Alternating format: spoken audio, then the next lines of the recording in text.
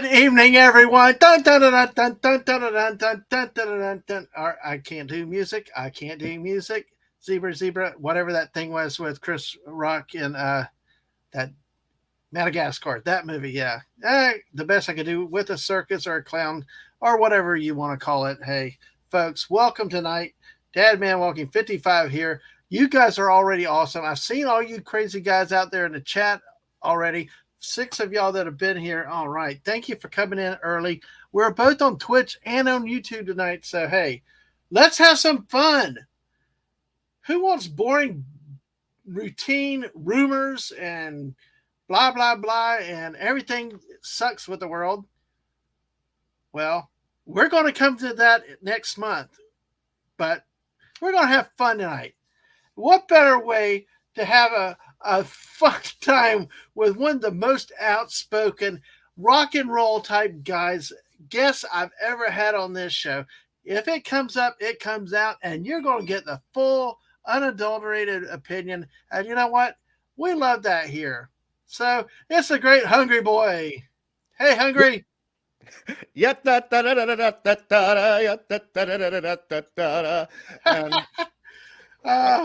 I can tell you actually where that music comes from. Everyone calls it the circus theme. It's actually called the entrance of the gladiators, representing people going into the arena in Rome. But it became the circus theme, and now for all of us, whenever gladiators, like life and death gladiators. Yeah, like people with short swords and tridents. That's holy crap. Piece of music created over 150 years ago, and yeah. So it just became associated because the circuses started using it, and that's what I love about this film. This film also has got little tidbits that talk back to the past, and we'll talk about that in a little bit. But I kind of appreciated the rock and roll opinions, no holding back intro. That was very kind. Yeah. Oh, it's serious. That's what I love about it. I mean, it's just, my wife actually said earlier, you were kind of snarky in that tweet earlier today. And I was like, what?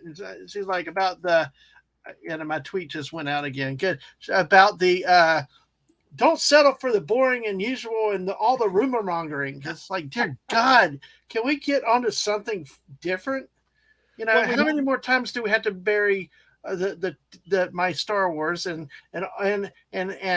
Indy and all these rumors about people losing their jobs and stuff like, it's like, damn, it's been 20 years already. But anyway. Yeah, it's people like to talk about superhero fatigue. I like talking about a term that no one else talks about: negativity fatigue. Yeah. Yeah, exactly. And so that's why it's great. We're talking about something that I can praise this movie for hours. And we're going to need to have that happiness before we get to the village, because the village is going to be, oh my God. Yes. And we will have the missus joining us on that one. We have called that one already. We are looking so forward to that. We've already named it Pillage the Village. Yeah. So man. Bring out your pitchforks and everything else. So, hey. If Mrs. Dadman brings the pitchforks, I will happily sharpen the prongs for her. All right. Well, there you go. We could have Snort a Poopas lighting fire for us then out there. So, and AFK, I'm going to make you like clowns before we're done. But hey, all right. Oh my gosh. Do we just want to rock into this one? Let's let it go. Let's all rock into it and have fun. And let's see. I'll go ahead and introduce whoever's in here now for a little bit, and then we can just start slow and we'll just jump into it, folks. Listen, I love dumb, obscure movie quotes. You want to ask me and ask her? She's in the chat. Ask her about how frustrating it is. Live with me. Can't remember to take out the damn garbage. Can't remember to do what she said from there. But damn it, I can remember these damn movie lines like crazy. So hey. Part of the artistic mind cycle, man. Part of the artistic. That's what I'm telling them. I'm an accountant that's artistic. I can't help it. It just selectively comes to mind, Yeah. So anyway, let me see if I can do this real quick. I want to show this off real quick before I get to the thing. Hungry. I'm trying to move around the StreamYard real quick. Oh, nope, that's the wrong thing. Nope, that's the wrong thing. Hold on. I'm going to bring you down for a second. I'm going to do this. Nope. It ain't doing it. Here, look. That, my friends, is a lunchbox that I have that we bought at one of the temporary Halloween stores this last Halloween. I love that because it's actually really good art. And even if it was done with Photoshop, it actually looks like old 80s and early 90s professional illustration. You know, it looks like it's got a little bit of airbrush going on, a little bit of gouache, a little bit of glaze. And I mean, I adore that piece of art. And it's like good comic book art versus not complaining today, but you know, the childish cartooning slash coloring book crap we get in comic books these days. That's Mm-hmm. a real piece of illustration right there. And although it's exaggerated, it really does effectively capture all of the clown characters we're going to be talking about today. Exactly, exactly. It's really, really neat because when you watch the movie in real life, you'll see it. It has that edgy look that it just like I can't describe it like you just did, but that's straight on to Hungry's point. So we got 7 people here watching. Let me go out here and make sure to you, if on the Twitch side, follow us there. Like and subscribe on the YouTube side. We're at 311 subscribers starting the day. Yay! So and next Friday I'm gonna announce some things, and I might have forgot one of my slides. I think. Dang it! But anyway, I'll get to our 24-hour celebration stream coming up soon. So I might have to have you carry something for me in a few minutes, but and while I work behind the scenes. But anyway, all right, let's go ahead. First dish is Castle. Hey, Castle, welcome. And the great, who also Castle doesn't really seem to care about clowns. AFK Bard is secondish, does not like clowns. So,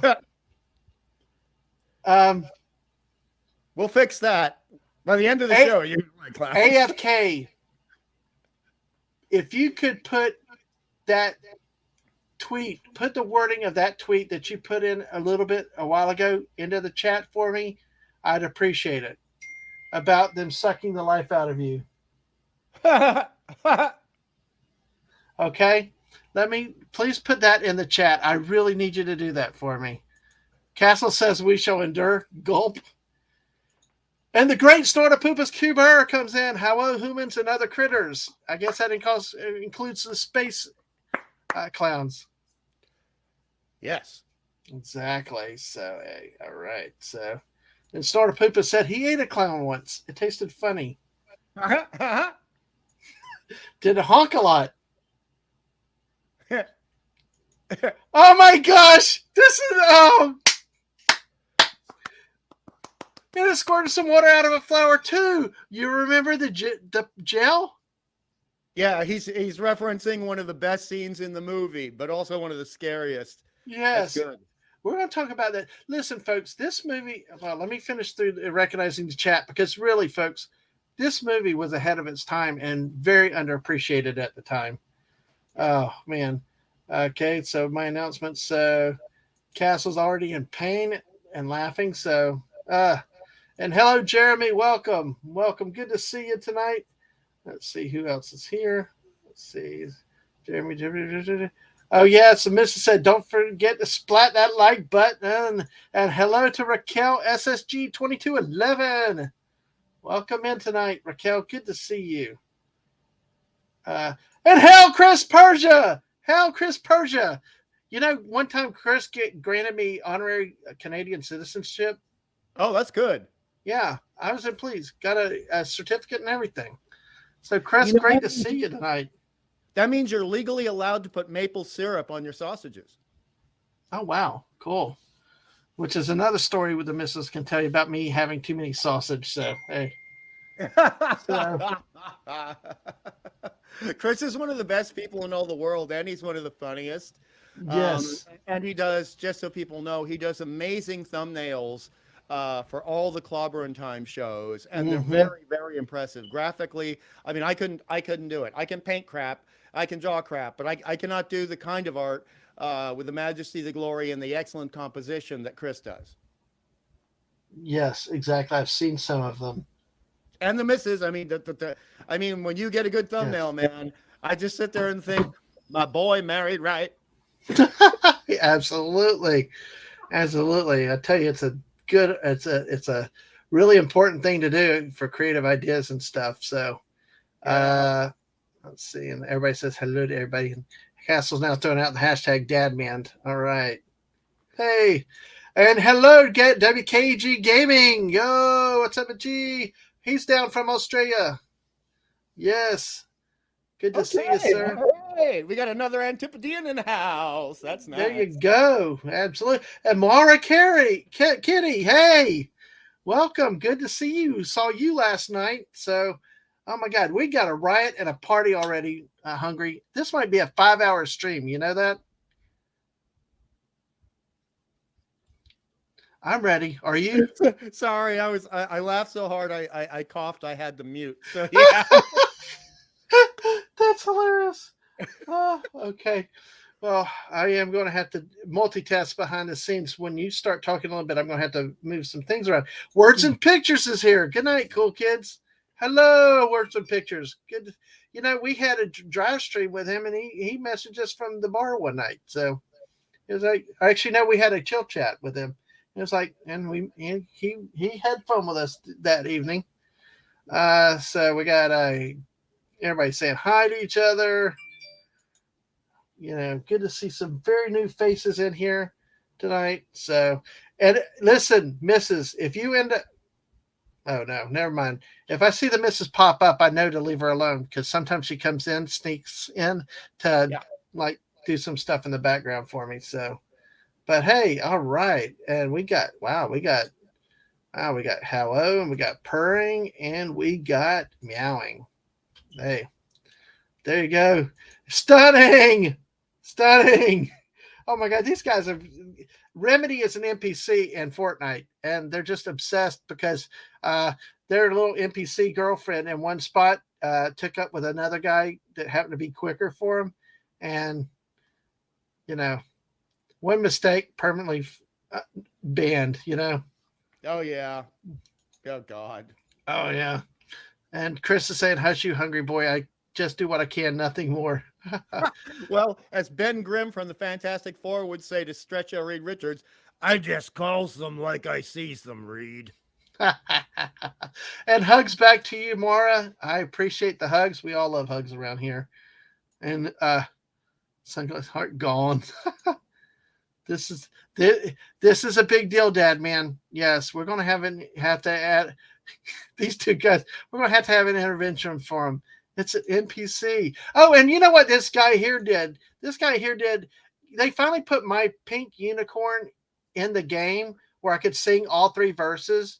And this guy starts shooting my unicorn and kills him. I saw jokes about that, man, on Tweety. It was pretty funny. Oh gosh, these guys torture me. But hey, anyway, wow, gosh, that's a long time. It says we only got 7 million, but you know, there's so many of y'all. Thank y'all for coming in. Share it out with everybody else. Bring in your friends tonight. We're going to have fun tonight. You know, it's like I said in the tweet earlier. Forget all this canned stuff and all this repeat stuff and rumors. What I thought with this movie, and I'm going to let you talk just a second so you can have your opening remarks, Hungry, because I need to do a few things in the background. So that's your cue to filler. But this movie really, this movie, I tell you what, I wanted to see it. I was 18 years old when it came out. I remember seeing it, and you remember we had these things in black and white print called newspapers. Oh yeah. And they had movie ads and stuff. And I can remember seeing their little black and white in there and the showtimes for Killer Clowns from Outer Space. Yes. Nobody would see it. My parents didn't go to the movies much anyway. Nobody wanted to see it. It sounded adorable. Great. Killer Clown. What could be wrong with it? You know? And, you know, when I finally got to see it, it was, I think one of my kids saw it when they were a little bit younger, but it was like, they said it tortured them. But I'm like, how could it torture you? These were little fake clowns and they were cuddly and cute and everything. But honestly, what was I think is so good with this movie, and we'll get towards it, is looking back. Yeah. It's mindless fun, but it's not just juvenile stupid. It really is in a way like Cocaine Bear. The missus and I reviewed Cocaine Bear this year. When you compare this to most modern Hollywood plots and movies, this was a good movie. It had a good plot. It had bad acting. It had bad stuff. But hey, It was 1988. Yeah. They have an excuse, you know. It was a low budget film. They had an excuse. We're not talking major mega Hollywood supporting studios, you know. But but it still was a good movie. And I look back at it fondly, and it really, this will be 35 years. Can you believe that? Yeah. And Yeah. it's like it has stood the test of time. It is still a good movie, whether you're 10 or if you're 30 or 50, I believe. So, Hungry, what were your first impressions of the movie? Where did you first get exposed to it? Well, unfortunately, when it came out in theaters, I was still in Australia, and it was a couple of months before I moved to America for the comic book gigs, right? Mm-hmm. So when I saw it was probably the first month it came out on VHS in the United States. So I had to watch it on VHS, but at least that meant I could pause it, enjoy a moment, watch the whole thing through, but then rewatch it like 3 times in one night the first time I saw it. That's how much I enjoyed it. And I was just amazed at the things I was catching. Because, like I told you back in the Trilogy of Terror thing, I was what Mark C with a D refers to, and he's one of them too, a monster kid. So, like kids who are fascinated with monsters and robots and, giant atomic breath lizards coming up to out of the water to destroy Tokyo. Anything like that would Mm-hmm. fascinate us. And so I was just fascinated with this because like when you mentioned the goofy acting, there was a specific reason for that because this film, and I'll go into it in detail later, is an homage to another incredibly low budget that became cult classic film from the 1950s. Mm-hmm. That actually has been mentioned on Klobby Show once or twice and has been on Creature Features numerous times in the United States. And that film is called, Snorty will remember this one, I'm sure, and I know Chris Persia will, Invasion of the Saucermen. This film is very much Invasion of the Saucermen for a whole bunch of reasons. But in that film and a couple of other sci-fi monster films from the 50s, characters were made to be a little bit goofy, a little bit over the top, because people knew that would make the audience really comfortable and just glide right into the movie and not have any resistance to it. Humor cuts down resistance. That's why blue hairs hate humor so much and tried to take it off Tweety. Mm-hmm. Joke, joke, joke. But the, the the thing is, this is very much the Chiodo brothers who made this film were big fans of Roger Corman films, Oh, and really? Roger, Okay. yeah, and so this is kind of in a way a tribute to Roger Corman stuff, in more ways than one. Oh no, Snorty never saw the movie. Oh no, Oh, Snorty, here, you got to let's see see. Let me Invasion of. say, yeah, Go ahead. let me say hello to Mr. Angel too. Mr. Angel got in here on us. Oh, Angel, He said, "Never yay! seen this one. I should watch it." Yes, you should. We'll have a few scenes, I think. So, and Well, AFK, you're back. Can you put that? I don't know if you heard me earlier, but that quote, that tweet that you had earlier today about uh, cotton candy and sucking the life out of you. If you could put yeah. that back in the chat here, please do so. So, okay, I'm sorry. Go ahead, Hungry. Oh no. Do you want to do what you needed to do and have me vamp for a bit, or do we Yeah, want to go do? ahead. I'm doing that right this second. So, Okay, so ladies and gentlemen, there are a couple of wonderful things about this film that you won't get in films anymore. So the some of the things that you get are people having full license to go ahead and design things visually in the best way for the story versus other people telling them you can't do that or you should do this instead, which we get all the time these days. So there are a whole bunch of in films going back to 16 years ago, there are a whole bunch of wonderful things we could have seen that we don't get to see. Well, in this film, which was made in 87 and released in 88, uh, everything that you needed to do properly in design for what this film was trying to do, which was to entertain you, make you a little bit scared, make you giggle a little bit, but also like tease. If you had a fear of the circus, and a lot of kids had a fear of the circus, and specifically clowns, and that's called calorophobia. They were really that sort of. there's a real term for that. Yeah, fear of clowns is colorophobia. Sort of similar to color phobia, but it's colorophobia. Not And Kahlua. no, not no, colorophobia is what I got after I went to my Australian equivalent of the prom. Uh, Ah, okay, gotcha. Gotcha for that. Nice. I mean, you just you don't want to be grabbing your prom date's hair as she's leaning over the porcelain altar. So I Oh got. man, no. And look at this right here. This is a classic example. None of this is Photoshop, by the way. Photoshop really hadn't taken off yet. This is a true movie poster. It's got idea. It's got concept. It's actually showing a little bit teasing, but not giving you everything with the clown arm. I mean, look at that arm. We have no idea how awful and nightmarish these clowns are going to be in the movie, but we know it's a horror comedy going in to see the film, or as I had to buy it on the VHS.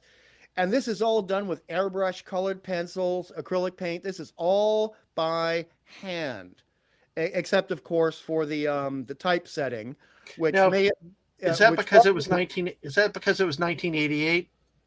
The yeah, tech. released in 88, being produced in 87. So like something can be made and can be finished in December of 87. So the copyright is 87, but it gets released in 88, maybe 2 months later. You know what I mean?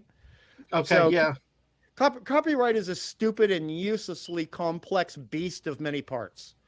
Um, and trademark is even worse. Don't get me started on trademark. But luckily, the Chiodo brothers did this, and Chiodo brothers had a hand in a lot of films that are very well beloved. That also had a lot of practical. And this is, I know you want to talk about this: practical special effects versus CGI bullpucky. Well, you mentioned that those their names because it's like there were two or three brothers weren't there? Because when I looked at the cast or the crew and all, there were a ton of them, Well, or several of them weren't there? Well, one of them, one of the Chiodo brothers, actually played the King Clown, the Gargantua Clown at the Oh end. He was gosh. in that costume. Oh gosh. Yeah, they're That dedicated to the movie, man. They're dedicated to the movies. When they make movies, they're dedicated to the movies. wow. Yeah, yeah. Because when I was looking at the cast and crew, actually, let me bring this over here. Bring this over here. I'm trying to not destroy everything. Are you there, Hungry? Oh, I'm here. I know. I'm starting to verge of messing things up by being too rambunctious on this thing. But like it was directed by Stephen Chiodo. Charles and Stephen were in the writing. Yeah. Edward.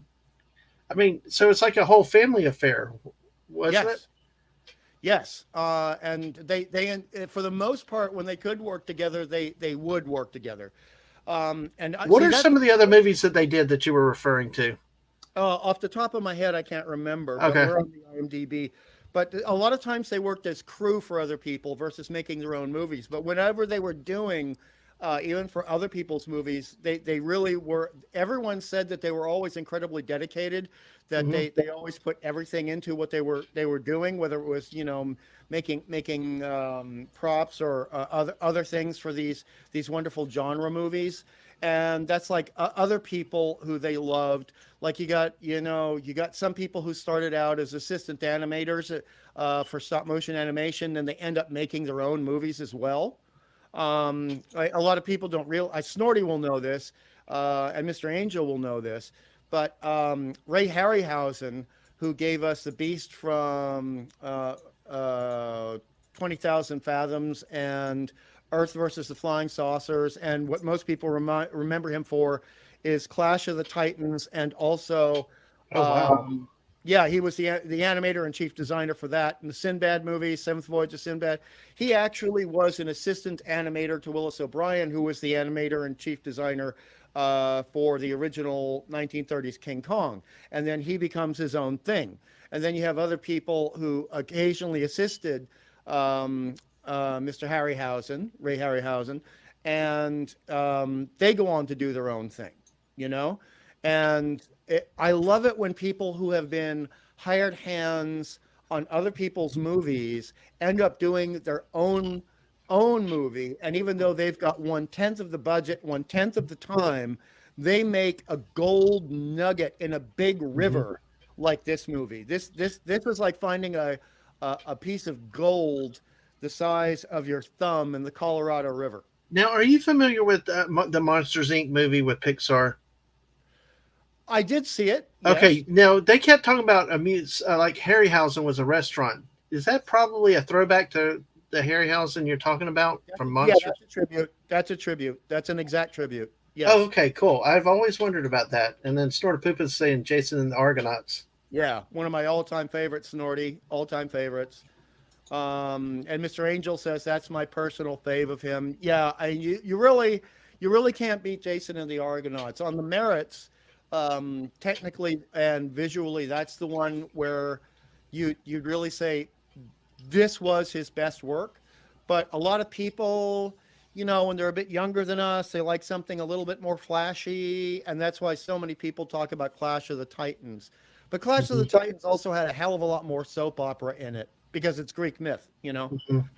But that's the other thing I really like about getting back to Killer Clowns is there's a little bit of soap opera in it, but it's only brought in so they can address it, make fun of it, and then throw it into the garbage can so we keep moving on with the plot. Hmm. And I love that. Exactly. I mean, we have a love triangle in this film. We've got a love, Exactly.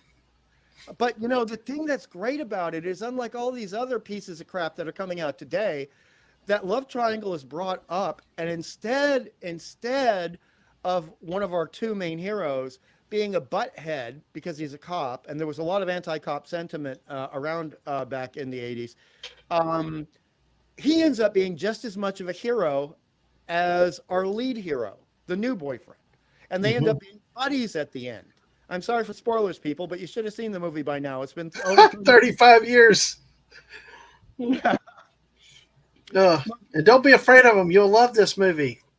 Clowns Yeah, are not that scary.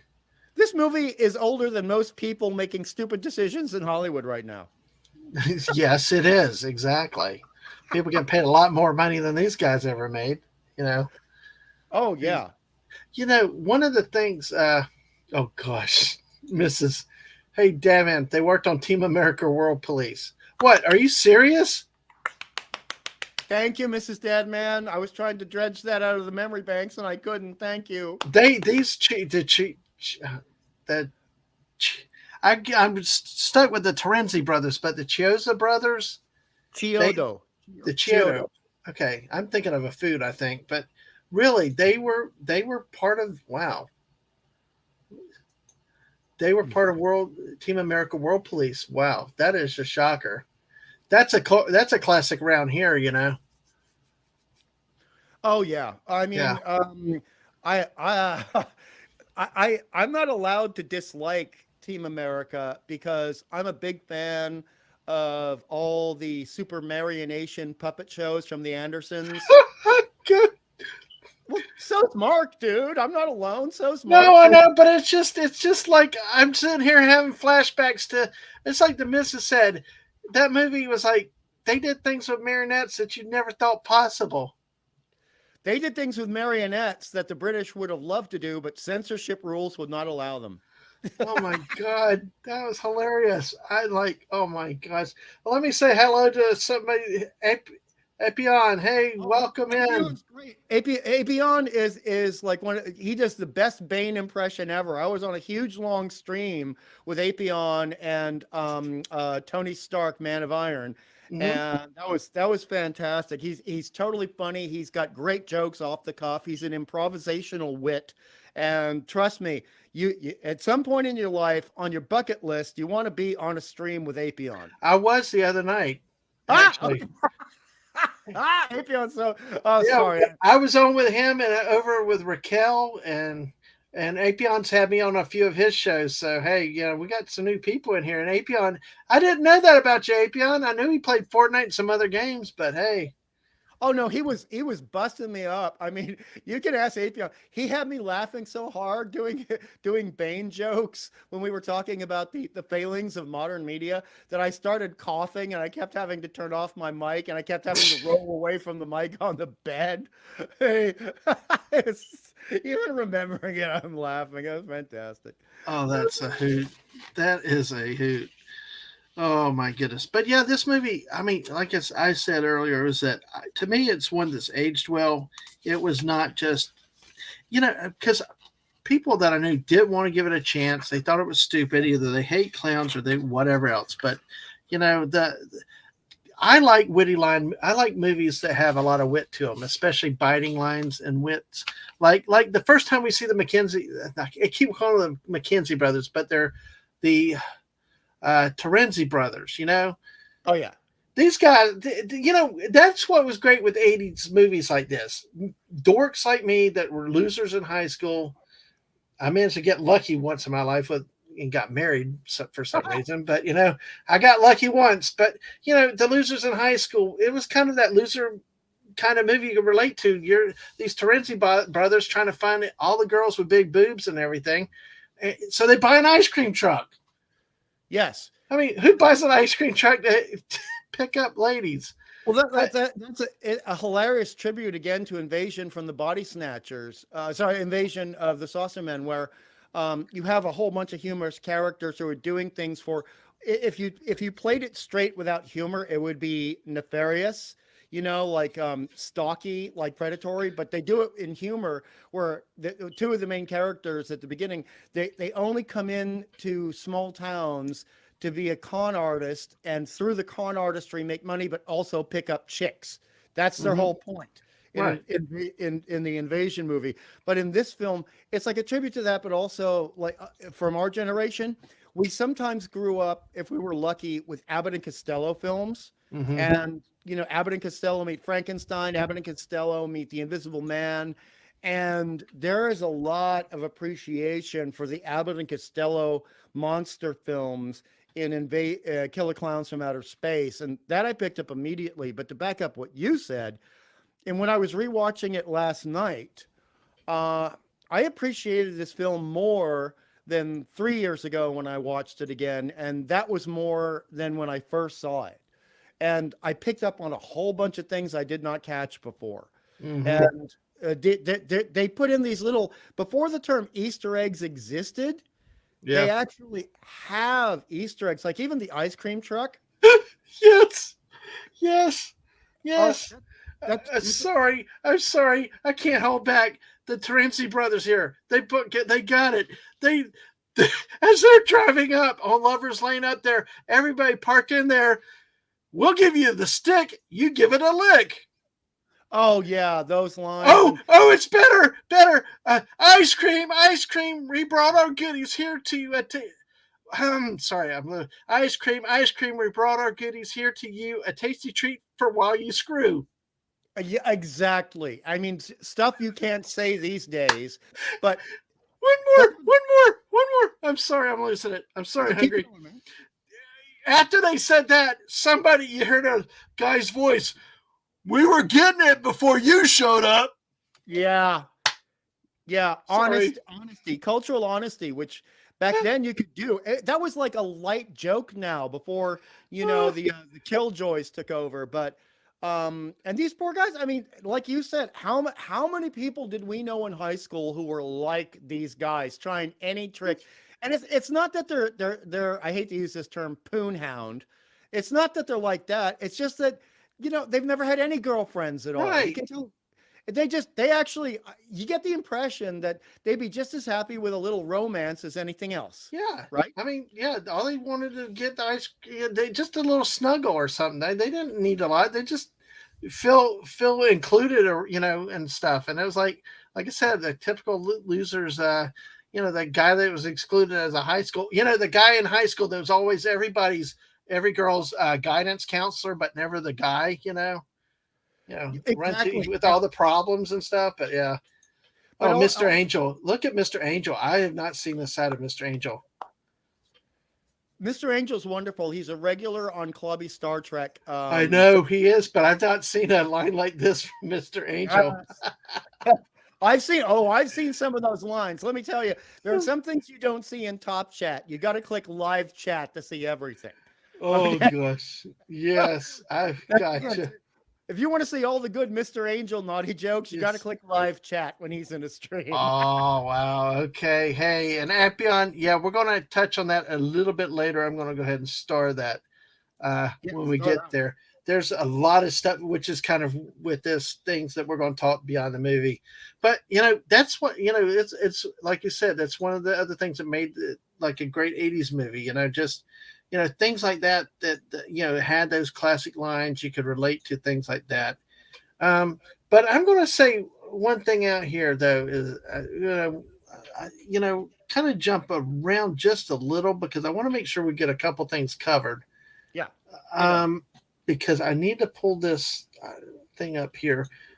Let me bring back up here. There's a couple scenes I wanted to show because of get back to the movie lines. Okay, this one right. Let's see this one here. Oh my gosh, I'm not used to chat having advanced like this. This is great, but hey, this one here. This scene near the end, they're at Yeah, the carnival. They're where do you go to hide? And well, so they went to the fair area. And then there was a famous actor. I don't remember what his name was, but they he were played hiding the in plain sight. They were hiding in plain sight. It's a yeah. brilliant piece. He Brilliant piece played of writing. and the security guard was like, Uh-huh. let's see, I've got the line here. Let me just trying to see. What do you think you're doing with those pies, boys? Boy, yeah, what are you going to do with those pies, boys? And then you see him pounding with the guy with the pie, and he melts into. He sit there and he all melts with the acid from the pies. And then, of course, the Terenzi brothers come up. Oh, ice cream, and they're like, not exactly. And you see the skeleton. And the So great part of this is that there's two things. Number one, pie jokes were a big part of the Three Stooges, and so the Chiodo brothers were referencing that. But also, if you notice, it's berry pie. It's a berry pie, and berry pies have natural citric acid in them, and so the acid is melting the security guard. Subtle crap yes, like that, you know. yes, exactly. Nobody raised on Insta scam is ever going to be able to write like this. Or Snortapoopa said, I worked at night in concession stand at my high school football stadium. I was covered with syrup, and the chickadoodles kept asking to lick my fingers. If only I had accidentally spilled some on them. Ah, Hey, Snortapoopas. All right. Oh, and then Appion says, ha ha ha. Yeah, it's a real hope. It's fun. Looks like Friday the 13th or a Dead by Daylight clone. That's what I was thinking. We'll talk about that a little bit more later because I've got an article on that. So, and it's 35 years later, but like I said, we'll reserve that too. And hello to Ava Charisma McFate. Good to see you again. Good to see you. Before I get to the next one, I want to make sure AFK is out there. AFK, if you are still here, I have got to hit this before you leave and I want to make sure I hit this one particular thing. Mr. Angels also said, look at the movies from the 80s and you get boomer humor. At 15, watching Porky's and Killer Clowns. Why yeah, else have we said Shemer? We live in frigid times at the moment, alas. true, true. You know, exactly. All right, AFK is here. All right. AFK is one of our streamer friends and plays Fortnite with us, right? Mm. Had a comment about the clowns earlier. All right, I'm going to try to go back up and I know. Did I not start? I thought I did. AFK. I know you put it out there for me. Let's see. Just I'm not used to a chat this active, but hey, you guys are rocking and rolling tonight. Thank y'all for being here, and I will find it. I meant to tag it. I feel like Clobby sometimes. I was like, oh gosh, it's all around here. What happened? AFK? I know you put that that quote in here. Um, just going down. Not. Let me see. Oh, start. Okay, I got my two starts. Okay, here we go. Da-done. Okay, hungry. AFK said this earlier on Tweety. A reference about killer clowns scaring the crap out of me by turning people into cotton candy and sucking their life out with straws.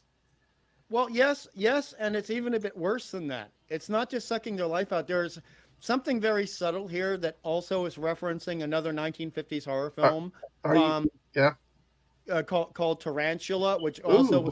was the first films Clint Eastwood had a on-screen part in, Mm-hmm. where the people are being cocooned, but it's very clear that they're being dissolved, like when a spider cocoons its prey, Mm-hmm. lets it dissolve a little bit. And then sucks the life out of it. There's an arachnid aspect Mm-hmm. to these killer clowns, and Ooh. so the That main. Go ahead. that almost makes me think of it now. Yes, Wow. Okay. exactly. But this came out before the miniseries came out. So Mm-hmm. Killer Clowns did that first.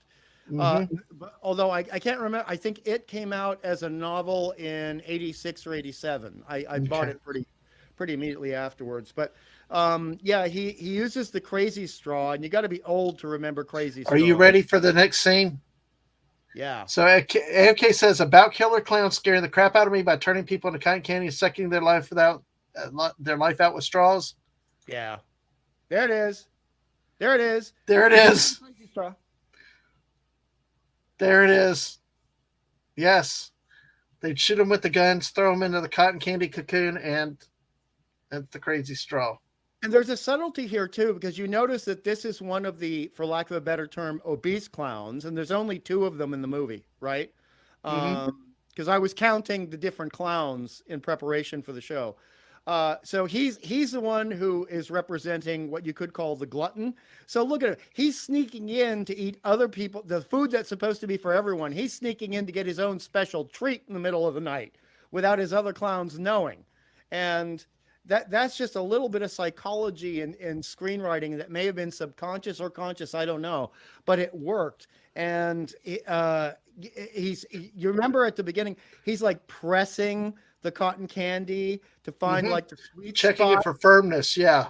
Yeah. and like where he can stick the straw in, and then the camera's slowly lingering on the red fluid, the dissolved human remains going up the Yeah. straw and into his mouth. And then Yeah. because it's prosthetic effects and it's not CGI craptitude, Yeah. we actually see the beautiful facial expressions of joy as he's taking in the nutrients from the dying human. Oh, and on that note, let me say hello to Atwood, who comes in at a moment. So, hey, Atwood. Atwood apparently loves this movie, though, from what I Good. understand. So, absolutely. And thank you, Mr. Angel. Yeah, exactly. Thank you. AFK, I think we've lost AFK and Castle. My, oh, gosh. Well, we won't talk about the time when he rips the cotton candy and you see the face there. So, you know. Yeah.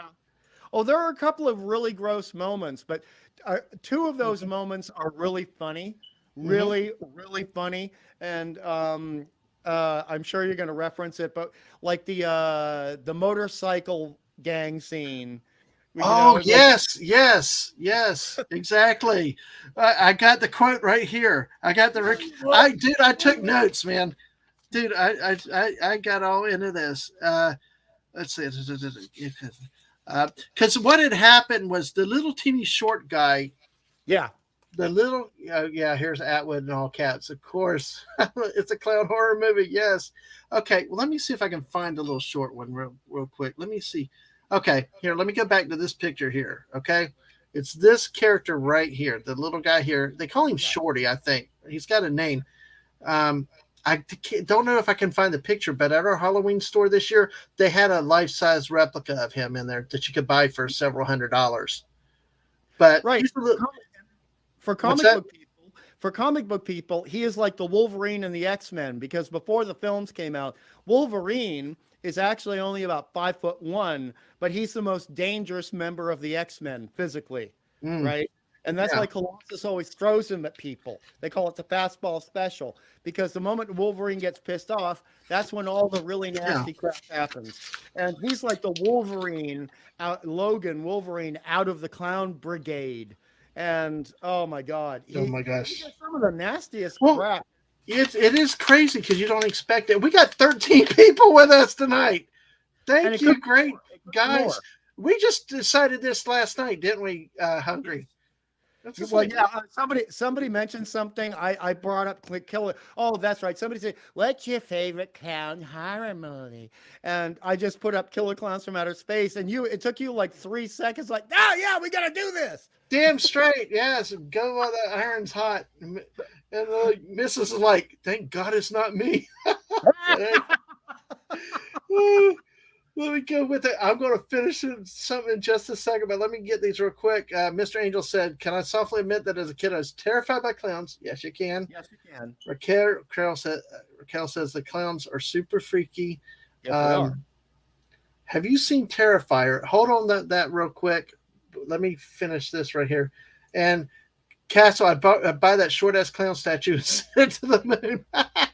Well, this little guy comes up to a biker gang with his little bicycle with training wheels, little cute horn and all that, and they all start mocking him like a uh, uh, yes, I need to know, Mr. Angel. I am sorry. If you could put that out for me in that Discord over there. I keep forgetting Discord. I am not good at multitasking, but thank you, sir, for all you do with that. But he pulls up. The big biker game's tough. They're like, oh, it's a big bad JoJo. And then the guy picks his bike up, slaps it down, smashes it, steps on it. What are you gonna do? Crying because he's crying there, and all of a sudden, the little guy just jumps through the air and comes back down. He's like Joe Lewis. He's got boxing gloves on, and they're all like, "Oh, well, what are you gonna do? Knock my block off?" And uppercut, boom, head flies in the dumpster, and all the big bad gangsters run off. So, and you see the ripped neck and neck yes, bone. dude, there's more guts and detail on that than you see in the modern films and stuff nowadays. They really paid attention to the detail. Thank you, Mr. Angel, and hello to B from O. Oh, all right. Well, sit back and relax. We got 14 great people in here tonight. So it could be more because there were times when I would see in a Klobby chat, it happened about 5 times in the 735 Club, the Star Trek show, where we got 45 people talking in the chat, and YouTube or StreamYard says there's 13 people there. Well, no, I don't buy that. We've always kind of especially on our drive streams, we've been kind of like, it's like it seemed like there were more people than what it was given credit for on the drive streams. But just smash that like button, folks. This is what I wanted and have fun. All you guys out here, we'll at least laugh and help you with therapy with clowns and your experiences with clowns tonight, won't we, Hungry Boy? Oh, absolutely. And as an illustrator, and I had barely broken into the industry at this point, but I had focused on design and color a lot because, comic books, it's all design and color, as Mr. Angel knows, because he's a fellow Doctor Strange fan. The thing is, when you look at what you're showing here on the still that you just had. Okay, I'll bring it back up. Yeah. That's okay. Or any group shot, any group shot. Is all of these costumes represent distinct personalities in the clowns in the way they act. And the brilliance of this film is the clowns almost never say anything. And when they do, it's in an actual clown language. And there is a credit in the end credits for the guy who designed the clown language. I kid you not. I checked it last night. I missed that. Yeah. So well, I noticed that they did a lot of evil laughter when they were going to kill people. They had a lot of evil laughter. So, but sometimes they'd have a 2 or 3 word phrase like and it would be distorted. But you look at all the colors and the shapes and the accoutrement of the costumes, and they all fit in with what the clowns do. And then the actors who are portraying the clowns, this is something very important that I wrote in my notes. A lot of people don't catch this until they watch it as an adult. All of them have very distinct walks, very distinct gaits. So some of them swivel their hips, some of them stomp, some of them shuffle their feet a little bit, but all of them have a very different way of moving towards the prey, moving towards the bikers, moving towards Curtis, played by I want to get into this for at least 10 minutes. Curtis, played by John Vernon, who was a great character actor, and the film would have been at least 50% less without him playing Curtis the cop. And and they all have very specific body language, but particularly they have very specific walks and gait. And whether that came from them giving that to the Chiodos or the Chiodo said, "We need you to do this," doesn't matter. The end result is it's an Easter egg of talent, you could say, that again you don't see in modern films. People taking that care and that consideration for the detail that maybe as a viewer you don't consciously pick up, but you subconsciously pick it up, just like the great Karen Black in the Ultimate Zuni film. Yes, we love Karen Black. Yes, Yeah, we do. absolutely. But yeah, it's I didn't even think about the difference of colors and outfits and the costumes. I mean, I know they all had different hairstyles. I mean, that's Yeah. obvious, you know, but the unique personalities and their mannerisms were all a bit different. I did not pick up on that. I think that's kind of an interesting thing to see. Because you usually see variety in clowns anyway. They don't all look uniform, but what each of these things could represent with their various personalities. Exactly. And just like real clowns, they're all disgusting. So I'm not a person with a clown phobia, but even as a kid, I was like, no, get away from me. Keep your distance. Keep your distance. The missus found us for us. David Nichols, dialogue developer, clown dialect. Ah, thank you, Mrs. Dadman. Thank you. Dialogue developer. Dialogue developer. That's kind of cool. Oh my gosh. We got 16 people now here. Make sure you'll smash that like button. If you haven't sub already, because next week from Friday, we're going to have a 24-hour Fortnite stream. You'll want to be here for that to celebrate 300 subs. And we're here because of you great people out here having fun with us tonight and all that. And thank you for being here and supporting the channel and everything. And great guests like Hungry Boy here, man. I tell you what, I if we could only, I'd love to watch a sports game with you, but that'll be fun too. But hey, Oh, we can geez. have fun with movies like this though. Oh Yeah. gosh, Well, wait till we pillage a village though. I'm sure that's going to be fun. oh no, that's going to be a sports game. That's going to be Yes, That's going to be gladiator blood sport. That's what that's going to be. I, exactly. Well, let well, me go back and try to start from the beginning, folks. Kind of what happens here. We're going to try to go with a summation from beginning to end, and basically what happens. You got what looks like a meteorite coming to Earth. It comes down. Then you got the Lovers Lane kids that see it and get curious, which are our heroes to go to check it out. Also, little Farmer Joe guy. I felt bad. Royal Dano, like one of the great character actors, and I just felt, and his dog Pooh. It's like no, right at the beginning. What at the beginning we lost the dog? that always gets me. That always Yeah, gets me. But that's a callback to other great horror films of the 50s. I mean, the beginning is it's a combination of The Blob with Steve McQueen and Invasion of the Saucermen. So in The Blob you have the old hermit who's also got his dog discovering the meteorite and getting in trouble because what's in the meteorite wants to eat people. And now with the clowns, we've got extraterrestrials that want to eat yeah. people. But Royal Dano, dude, he was in so many things that we grew up with as kids in the 70s. And yeah, I recognized him and I'm like, oh no, you're going to kill this guy. No. No, at least you didn't have to see it. All you heard was the welt, you Yeah. know, you know, and then Royal Dana. I was like, oh man, I'm the poor old guy. He just wanted a circus, and you bastard had to come and kill him. And like, Right on. so basically, then they go. Debbie and Mike go check it out and everything. And hello to Alaska Man Jeff on the Twitch side. Hey friend, how are you tonight? I'm not sure if you're familiar with the great classic from 1988, Killer Clowns from Outer Space, but hey, uh, oh gosh, look, I found Invasion of the Saucermen. We can watch it one night. Oh, good. Oh, hey, wait, I'm getting rated on the Twitch side. Thank you, Jeff.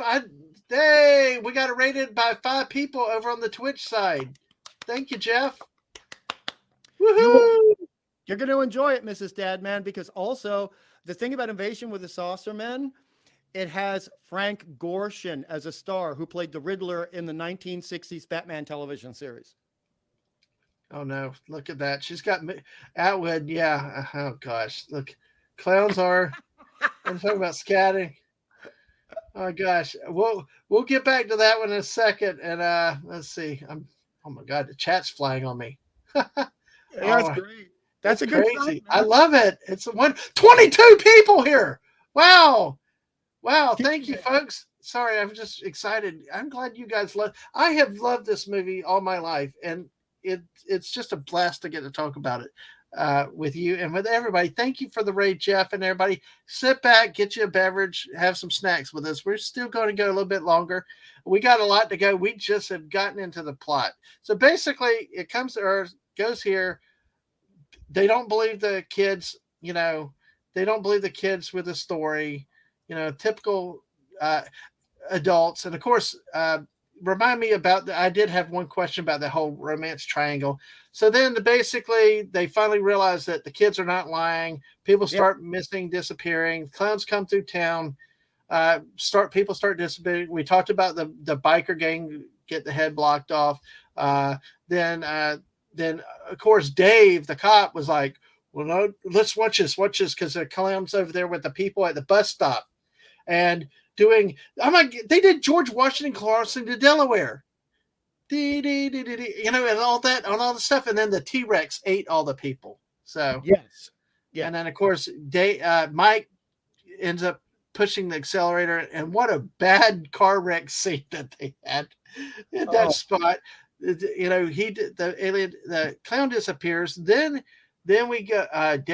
Mike goes to rescue Debbie, but Debbie had been taken by the clowns already. And then yes, we're spoilers because yes, it's been 35 years. Then Dave goes back to the jail. The clowns, the hoodlums that had been picked up had been taken care of by the clown that they got locked up by John Vernon. I'm going to let you talk about this scene more in a moment because I know you have specific things you want to talk about. And then, but like you said, this movie, and I go back to what I said earlier, this movie was better than big budget films that are nowadays. Yes, right. there was some wonky acting, there was some wonky dialogue, but the feeling, the creepiness with the music, with the foreboding, it had shadowing and stuff. Very effective for a movie that you think is just silly, whatever. It did have a good element of horror and scare to it, and they did a lot of shadowing between the dark and the sounds and the music. I thought it all worked together. Yes. Then to finish it, we talk about they flee to the carnival area, the cop, and then the ending scenes where they try to um, try to get out, and then they get trapped by all the clowns, and then the Terenzi brothers come in with the ice cream truck with a I'm JoJo, leave these people alone, and then we get the scene with a big monster coming in, big clown coming in that destroys the truck, and then Dave goes to sacrifice himself and uses his little pin on his badge to poke the big guy's nose to blow him up and blow up the whole ship. And Which was set up from yes, a third back in the movie, which people don't do, like you said, in movies anymore. There's a setup and a payoff. It's allowing us to be smart as an audience, not spoon feeding us stuff. I mean, when we find out the whole thing about the nose being the key to destroying them, it's accidental. He's been firing the whole time, and mm-hmm. he accidentally hits the first clown in the nose, and then that's when we Yes, realize that's how you do these pardon my language, these buggers in. And the thing also, a great detail, which I don't know if I forgot, but I really caught it last night, is the first time you see the nose explosion, shall we see. You see that the flesh underneath the nose is like dark red and rotten, yeah, like a zombie, like a ghoul. yeah. And it's only there for a second and a half, but it sticks in your head as a viewer, as an audience member. Yes, it does. It does. And like Snorter Poopus is always about the snoot. And it was. It really, really was. Of course, the ending of it. Listen, I tell you what, and don't give this movie a bad ending because they survived in the ice cream freezer. Well, hell, if Indy can survive a damn nuclear blast in a refrigerator, I was thinking, why can't they survive a fall in a freezer, and Dave just appeared out of nowhere, and then Yeah. and then of course they got landed, and all that ice cream pie falls on them. Of course, I'm sitting That there was a thinking funny like, ending. why aren't they melting? But it was a funny ending though. It was a funny ending, and sometimes you got to go for the joke instead of the reality, right? Because Yeah, if we went for the reality over the joke, Team America would have been a 30-minute movie. yeah, really. Let me say hello real quick to Barry Place 28. Hey, welcome in. Hello. We are talking about the Killer Clowns from Outer Space. And Jeff, yeah, sounds unique. It definitely is. It definitely is. But you know what? It really didn't have bad language in it. It No. really was. Well, John Vernon was a little bit at times, but it went with the character. It wasn't gratuitous. It was like to get the feel of that. And I don't want to take your thunder on that. So, um, of course, yes, we agree with that. No, yeah, no fridge. Those three films. So let me back up just a hair because that's the synopsis in a really quick point. 23. Oh my gosh, you guys are rock. Yay, love you guys out there. Thank y'all. Make sure you smash that like button because I forget to do it all the time. And sub if you haven't. Bring your bring your drunks, as Snorter Poopa says. Drunks, dogs, neighbors, whatever. Bring them in. We'll get them subbed. And hey, before long we'll be at 500. Who knows? This is probably Hungry is the largest attended single stream I have right now. well, 24 people watching. well, I Oh, think that's the quality of the movie, bringing in the I audience. tell you, folks, you even if you don't like clowns, you really need to watch this because it really is a fun movie to have. It's not like it. Honestly, I didn't like it because I thought it maybe it had to be what it had to be because it truly was horror. This is silly horror. It's funny. It's goofy. Like Mrs. and I when we talked about Cocaine Bear, it had a lot of gore in it, but it was not that graphic, like real life gore. The thing that's so real that you cringe at. Yeah. You knew it was hokey. You knew it wasn't real, and so I think this allowed me to would allow somebody to enjoy this movie because it's fake. Yeah, It's but silly. also to break to piggyback on one of your comments, the thing is with the gore, it bounces back and forth because with a great shadow scene with the bus stop people, including the old people, that actually hurt me. I don't like seeing elderly people get hurt, Yeah, and that's like one of my no go yeah. things. Hi Uh, Jess, by the way. Hi Jess.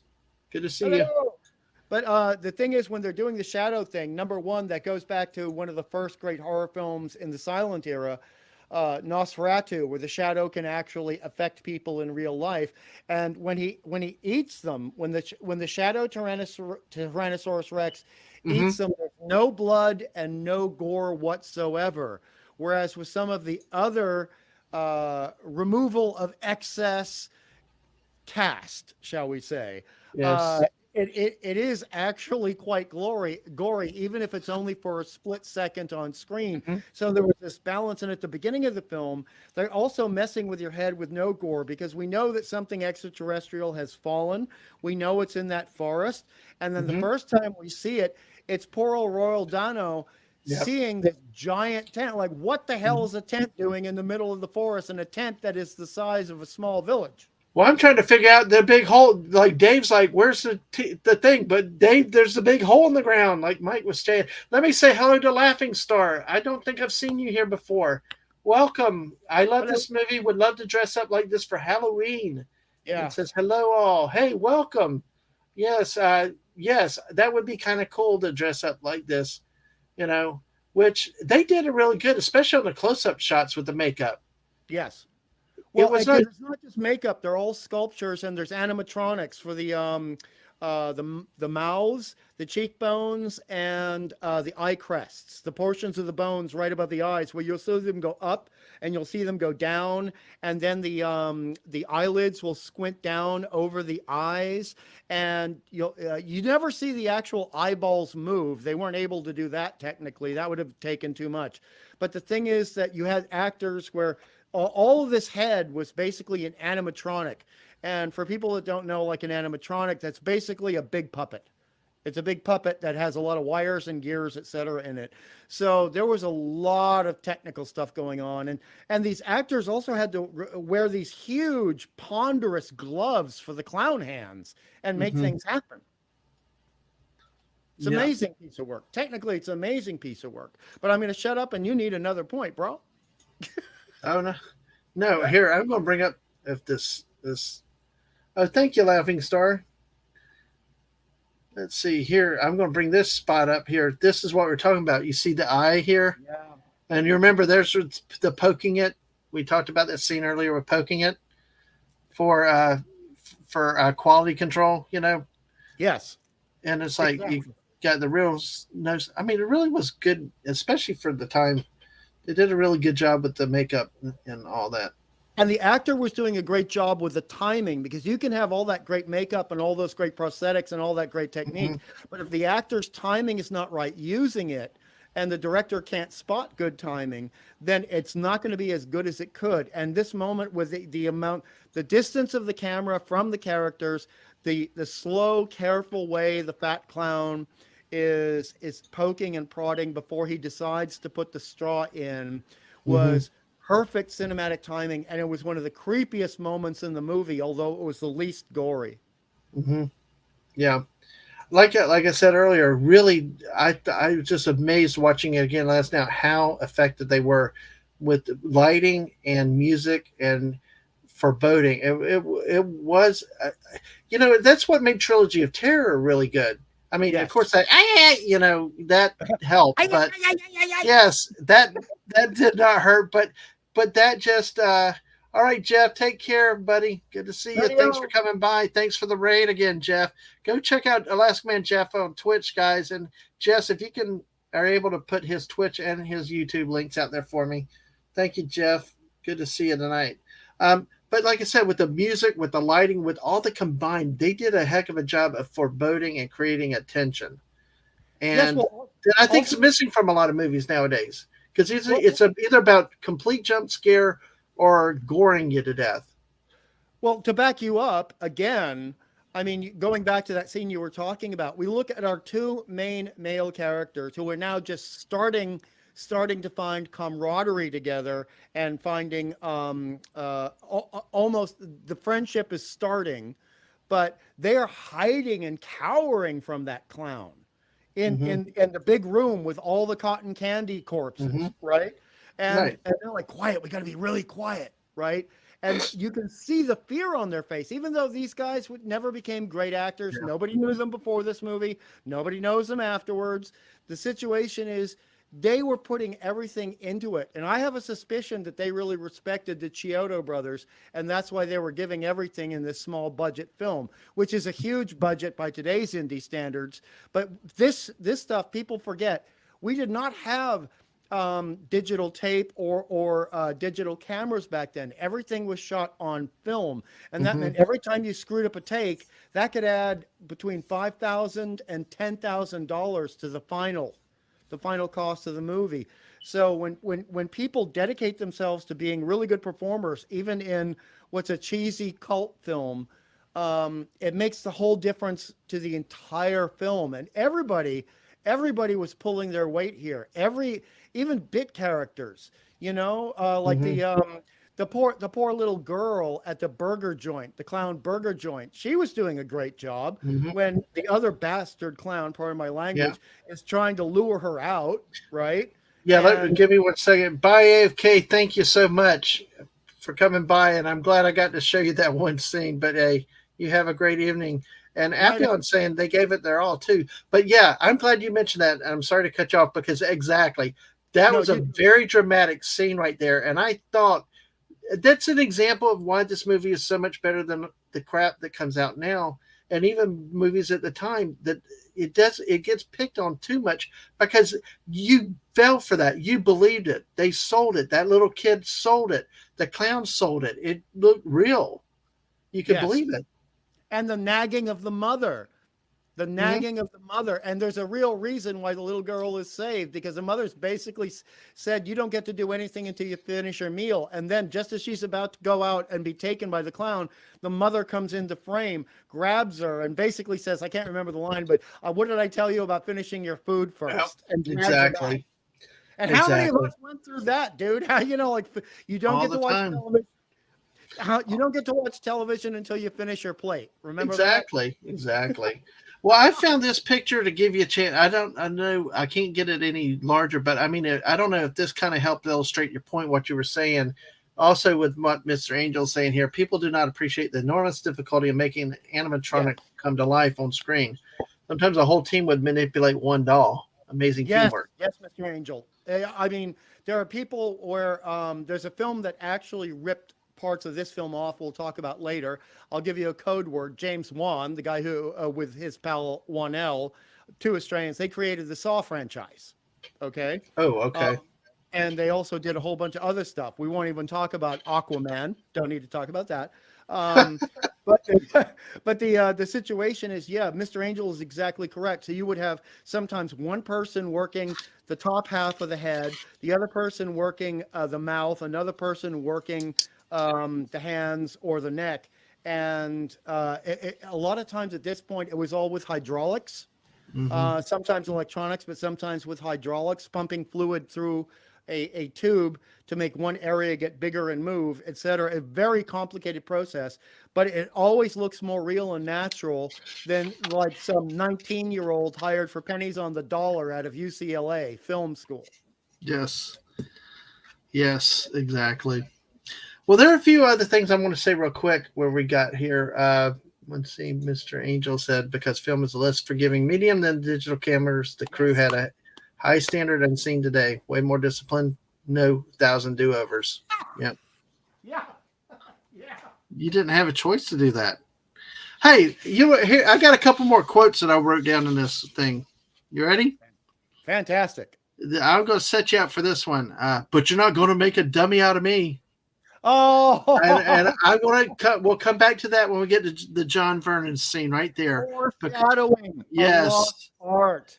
Yeah. Oh, And then he tells others, wait a second. Oh, how about this line? Dave said to his ex girlfriend in the triangle there, you got a choice. You either go home or I take you back to the station and lock you up for safekeeping.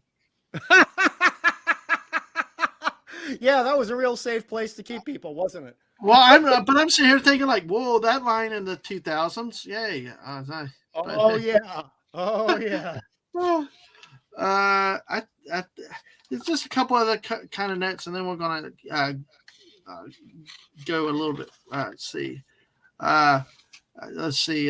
There was like one scene when the Dave ran over the clowns, and the clown sits straight up, just out of nowhere, like that death scene.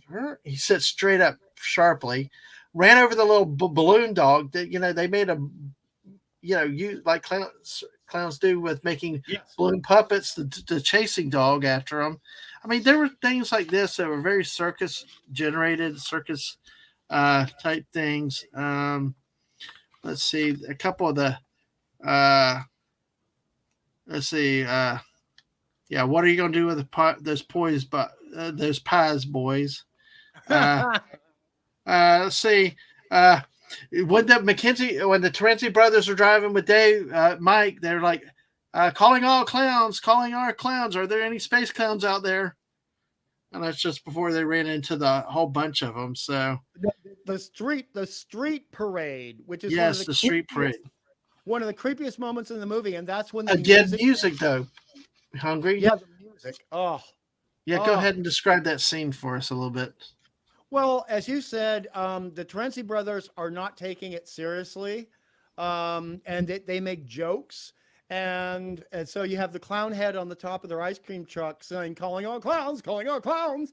And then they turn the corner and they see the music suddenly changes and it becomes creepy and dark and mysterious. Mm-hmm. And you see the entire street is festooned with shining glitter, and streamers. Like there's been a circus parade like they used to have when a circus used to come to town in Hmm. America and Australia. If it was a small circus, sometimes they'd have a parade through the main street to drum Right. up interest. And so that's another callback to things that people won't know anymore, but was Right. wonderful for the 80s. And they've got this huge bloody machine that looks like it was designed by a circus, but what it's doing is sucking up the cotton candy Yes. pods, which we now know are people that are being used, which we suspect at this point, but we don't have proof. Hmm. We suspect they're being used for food. We suspect Yes. that. And they're hoovering up with this machine the people on the street, and then the other clowns are walking on one side or the other side of the street, catching all the straggler pods made of cotton candy. Hmm. And that's when the Treventis basically have their oh dang Yep. moment, and they stop joking about it. They Well, stop joking about it. you know what was interesting because see, you get all that seriousness, and then you get the levity thrown in it because and all the clown references or carnival references, like you mentioned the parade. I didn't even think about that, but some things I'm going to mention some things here, and then let's get into the John Vernon character and specifically the jail scene. Okay, because that really was one of the greatest, creepiest things that you would see in this movie. But they use like the crazy straws we saw earlier with the cocoon, balloons. People were in some balloons, cotton candy cocoons, the popcorn, which they would take and put in little stuff, which were little They were almost singing. Beetlejuice. They're evil biting monster things, you know, they're seedings. Joe Lombardo, whose face we saw in one of the cotton candy things, the balloon chase dogs, you know. I mean, the Yes. dogs were sniffing. They were like hunting dogs, but made out of balloons, like clowns make balloons. And Raquel, I think Raquel was lurking and came back to this face. Poor Raquel. Yeah, Poor. and then they run over the dog. I mean, it was all those kind. I mean, it was amazing all the different things from a carnival circus type atmosphere that they actually incorporated into this movie. And another classic was the clown car, where near the end, actually, this is with Yes. the security guard. I've been to a fair amount of circuses, and one of the old tricks is something the size of a Volkswagen Bug, and then 10 clowns will come out of it, which is technically impossible, right? Hmm. So it's like the TARDIS in Doctor Who. It's bigger on the inside than the outside, and it messes with you. And so the Chiodo brothers were smart enough to actually have the clown car as a major plot element, and then have five guys, two of which are over 7 feet tall, come out of this Volkswagen bug-sized vehicle, which does look like very much like a classic circus. All their stuff, all their tech, shall we say, their alien tech, looks Yeah. like classic circus stuff, but it's designed from a wonky surrealist nightmare element where it's all distorted a little bit. Some of the Hmm. colors are too much, some of the angles are too sharp, so it messes with your head as you watch it. Exactly. And I found a picture about the street parade, folks. There it This, is. yes, it is. It really is. And like Hungry was saying, the music fit in with it. You know, it's almost dirge like and funeralistic, and it was added to the tense, intense. And then you had the guy under the car just sitting there, and it's like, dude, why didn't you just stay under the car? Why did you try to run off? But it's, uh, I Well, guess it would have been an '80s music if he didn't do that. Then well, if he didn't do it, the thing is, by this point, cinematically, you have setups and payoffs, and so when you do a setup, the audience gets an expectation. So if we see the guy hiding and looking scared, and the camera is focused on him, subconsciously we're expecting him to be done in by mm-hmm. the clowns, right? Yes, So he's there are two choices in terms of screenwriting at that point. He either gets done in by the clowns or he escapes and becomes another significant character, which at this point in the film you can't do because yes. it would have thrown off the balance of everything. So they had to kill him off. So they had to have him come out from under that car. There was really no choice there. Imagine if there's a clown convention in that town. Yes. All right. Well, let's talk about John Vernon. Oh boy. All right, And let's for talk about that scene.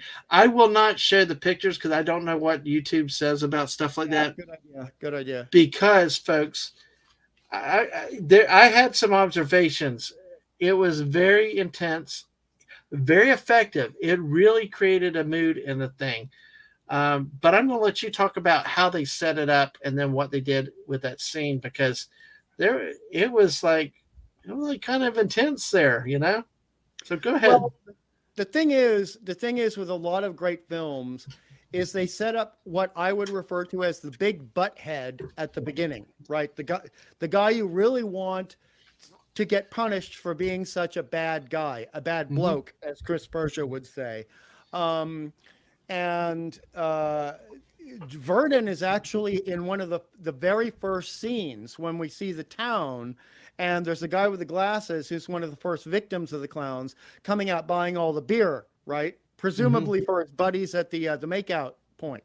And Vernon is already complaining about people, and each time we see him further on, we see him as a meaner cop and a meaner cop, and eventually we get the implication from the script that he actually used to work for a better precinct, but he was so mean he got put down into this podunk town, right?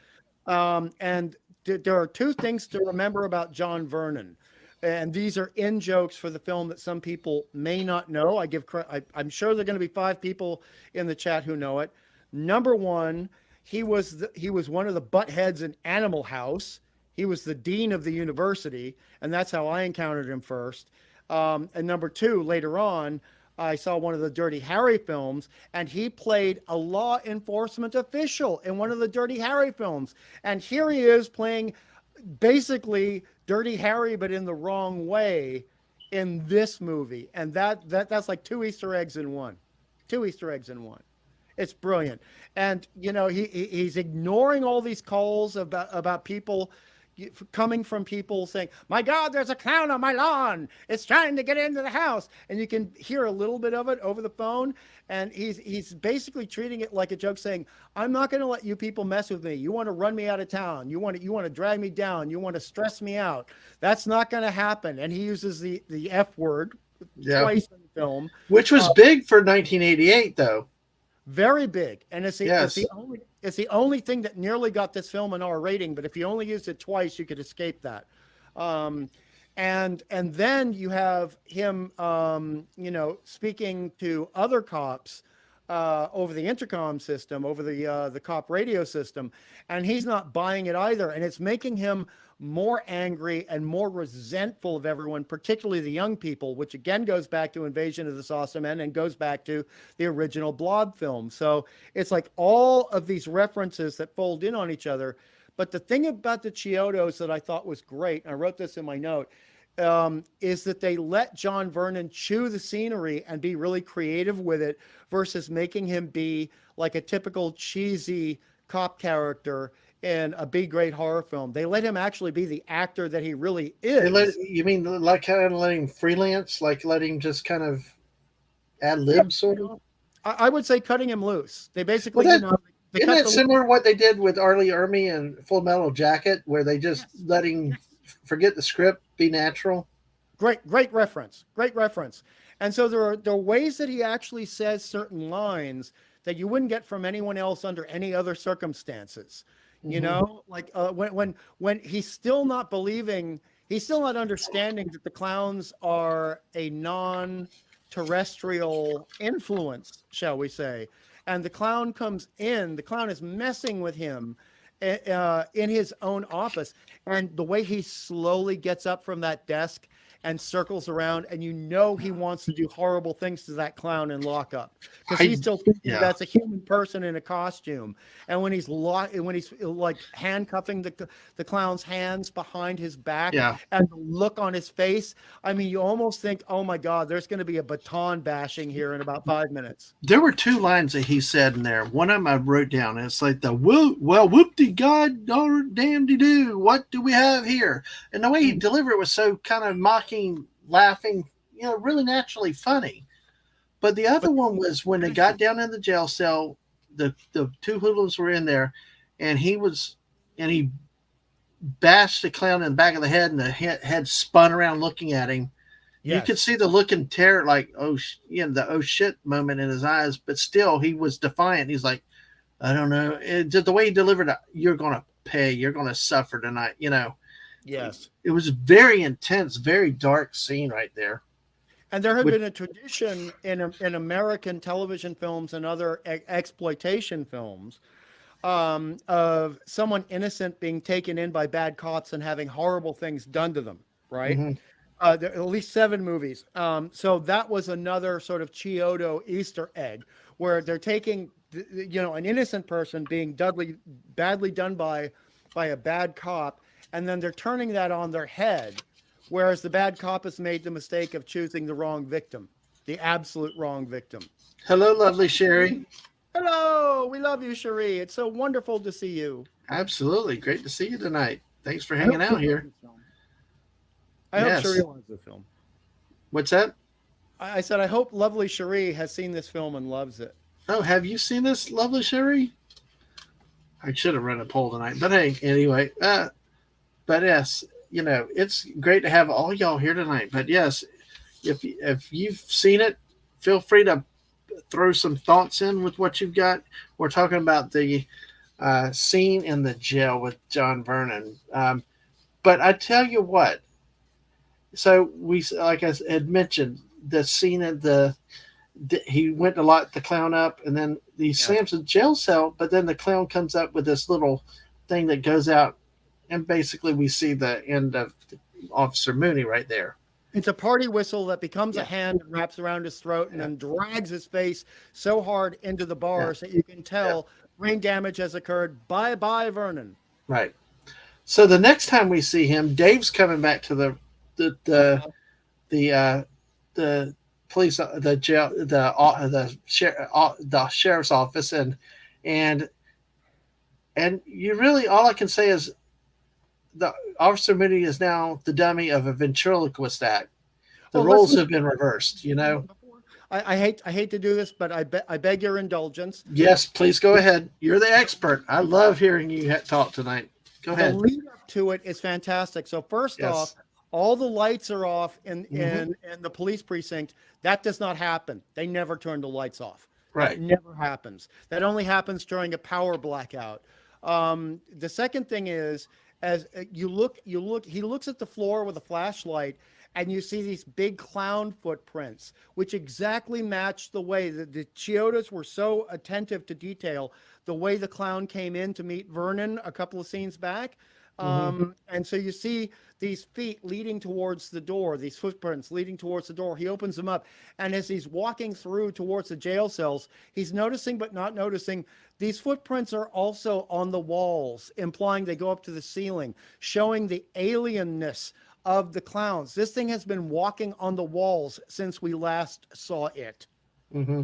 And it is terrifying. And that's when he goes into the cells and he sees one of the cotton candy pods, and he opens up one. He sees the face of one of the 2 punks who got arrested earlier, who got locked up with Hmm. the clown. And number 2, he opens the other one, and this arm drops out, and it has been semi-dissolved like by acid. And Yes. that's when we know what those cotton candy pods are for. So we, as the audience, know we're Hmm. catching up with it. The character doesn't know, and it's not being spoon fed to us with exposition like a whole bunch of Marvel crap right now. We're Hmm. allowed to figure it out and have a brain in our head and figure out what's going on. And then he moves back, and as he's moving back, he has to go to the main office, and Hmm. that's where in the shadows we see John Vernon sitting in the chair with his head down slightly. Yeah. Let me say goodnight to Snortopoopus. Hey, Night, but Marty. clouds notwithstanding, this old bird needs to put himself down for the night. Have fun watching the show, and don't eat any of the cotton candy or popcorn. Or popcorn. I think I'd take my chance on the cotton candy rather than the popcorn. The popcorn might eat you back. So, Oh yeah, oh, 100%, 100%. But then the thing is, oh man, I love the Chiodos, but I love John Vernon. hmm, He pulls up sharply with the body language, pulls yes, up really sharply, and very we think, oh, effective. something's wrong. And then the lighting hits, and we see his face has been painted a little bit, but it's not actually paint. We think it's 2 lines of clown paint going down from the corners of his mouth. No, that's blood. Right. That's blood. And his eyes are a little glazed, and That's not an effect. That's what the actor does. No. And he starts talking in a certain cadence. Well, And then and it's, I'm sorry. Go ahead. and we see the clown behind him, and we're thinking, what's going on? And he makes a joke, and he turns his head very quickly. He does Yeah. this quick little smile that is totally Yeah. unnatural, Hey, like Dave.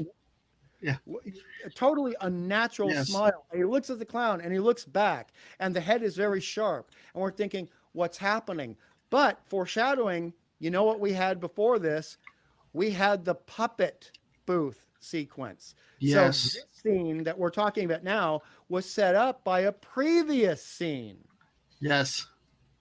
And Yes. it's I actually had noted that out in the gazebo outside yeah, where the young guy had come up, and the clown's putting on a puppet show with a female and a male, and the male's like the trying to make advance, and the female's like no, no, and then the female pulls out the gun to disintegrate him, and the kid starts laughing at it. Next thing you know, they got this big giant clown standing up to zap him with it. Yeah. and that was a beautiful, physically beautiful scene because the clown is standing up and it's so big that Mm-hmm. it's actually bursting the puppet booth around its head and shoulders, and it's just falling down around him. And Mm-hmm. that's got more impact than any crap we've seen from the MCU in the Yeah. past 6 years. No, I know. I know. That's why I love this movie. It's just mindless fun and things like that. And back to, but see, but when many like there, like you said, that in a natural head turn, but then Yeah. he does that creeping, peering forward, like even creepier than Yoda in Empire. That's just Yes. like he's like, "Hey, Dave," and then he says, "We're gonna kill you," or whatever it was. The line was, that mumbling, dark He leans voice. forward and he leans forward and he says, Yeah, "Don't worry, Dave. We don't want to hurt you. We're just going to kill you." yeah. And then the scene of whatever scene, not this watching, but you know what a ventriloquist does? The hand is up in the puppets and stuff like that. Yes. But the detail that they put in this movie, you could hear the slurp when the hand pulls out of the body and then he slicks it around and you hear it fling. And if you look closely, there are some human innards in the hand. There's some goop in the hand. Yeah. And to be honest, going back to I said, James Wan, who did the Saw stuff, he actually ripped this off in a movie of his that I really like called Dead Silence, which he did after Saw, which is about ventriloquists. About you'd actually really like it. I think Mrs. Dadman would really like it too.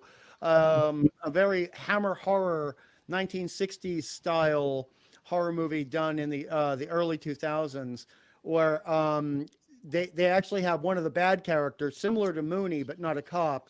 And he is used as a ventriloquist dummy as well. So James Wan was showing his love of Killer Clowns from Outer Space. When someone might say homage, someone might say ripoff, but the bottom line is the same scene was in two movies, right? And one of which was incredibly scary and horrible without humor, and the other one was better in this movie. How about that? Oh yeah, Slappy from Goose got his own franchise. LOL. Yeah. But I tell you, I think I've covered most everything I want to talk about. There's some minor things like the driving was like Frank Drebin running over the mailbox at times, like running over everything. Dave was jealous of Mike, but I'm sitting there trying to think of, are these college students or high school students? And exactly how old is Dave and how young is this girl?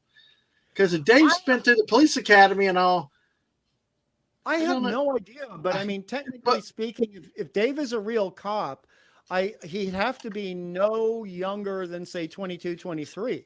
Yeah. So I'd put him at 25, but are we talking high school or college again? But again, it probably could be college because the hoodlum guys were college, when they told them to stay on campus. So look how old the bikers were. Yeah. I mean, not to be crass, but there were two biker chicks who got film focus in the movie, and they both were pushing 35. Yep. Both. Right. Yeah. So, and the other, I mean, the thing also is with this film, and I only realized it when I watched it last night, and it's a place I used to live in. It's probably spent about 2 or 3 years there. It's actually filmed in Santa Cruz, which is where they filmed The Lost Boys as well, nearly around the same time. Yep. And you can see, I mean, there are places I used to walk around, and I sat there and, oh my God, I've been there. You know, certain places where the ice cream truck is tearing around, Yes. etc. And Santa Cruz is also very well known for its beach boardwalk, which is an amusement Hmm. park. So that made perfect sense in regards to where the clowns decided to hide their vehicle, for lack of a better term, and hide in plain sight. And I thought that was fantastic. The idea of clowns hiding in an amusement park. Yes. So hide in plain sight. That is a classic trope, Yep. but this Oh, film did that's it better. exactly. Well, the movie was up for two Saturn nominations in 1990 for best music and uh, best costumes. So I saw that when I read it somewhere. So it did get some awards in out there, but it was very unique. Like I said, it was in the dollar theater very quickly. Nobody wanted to watch it, so like I still I love the movie. It didn't deserve the fate it's gotten, but I think it's one of those other movies that people over time, as norms have changed, people like this type of stuff, and more people embrace it. It becomes something bigger than what it was at the time. I agree. And there were some subtle things thrown in, like serious sci fi, which I did not catch the first or second time around. I caught it last night, Yeah, where, because I heard it's described as sci-fi horror. So what elements in it are sci-fi? I oh, know that's a that, big debate. I know because I'm the Wars space opera versus the Star Trek sci-fi. So what in it this made it sci-fi though? that's a great question. And by the way, for the audience, Dadman and I did not discuss this beforehand. He's asking me this question cold. All right. Right? I had Yeah. no idea he was going to ask this question, but I did write a note about it 7 hours ago. And it was something I wanted to bring up. So I love the fact you brought that up. So there's a moment during the third act when they're trying to escape from the clowns. Okay, they've recovered Chicky Poo from the balloon, and they're trying to get out. And they're moving through the innards of what we now know is a spaceship, and they're asking questions. And one of the characters says, maybe they came from another planet where life evolved to look like clowns. That's a very sci-fi thought. Oh, That's okay. that's a very sci-fi thought. And then someone else brings up the notion of, well, we've always had clowns in our culture. Maybe we started having this imagery of clowns because these aliens who look like clowns came to our planet. And that goes right back to Chariots of the Gods and a whole bunch of Star Trek stuff. Yep. And that just gave me goosebumps seeing that the second time round, third time, fourth time Yep. round.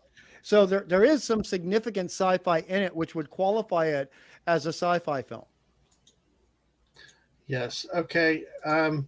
Well, and like I said, to the point that it's taken off of life its own, and we can talk about any other last thoughts when we wrap up in a few minutes that you want to have. But specifically, what's happened is it's become a cultural phenomenon. It's been out 35 years, and even I think it last time was in 2022. No, no, no, not 2022. I don't remember which year, but a while back, Universal Studios has a Halloween Horror Nights, and it was actually included in one of the year's themes. It Good. had its own. It had its own horror house, and it had jump scare areas out in the public open streets.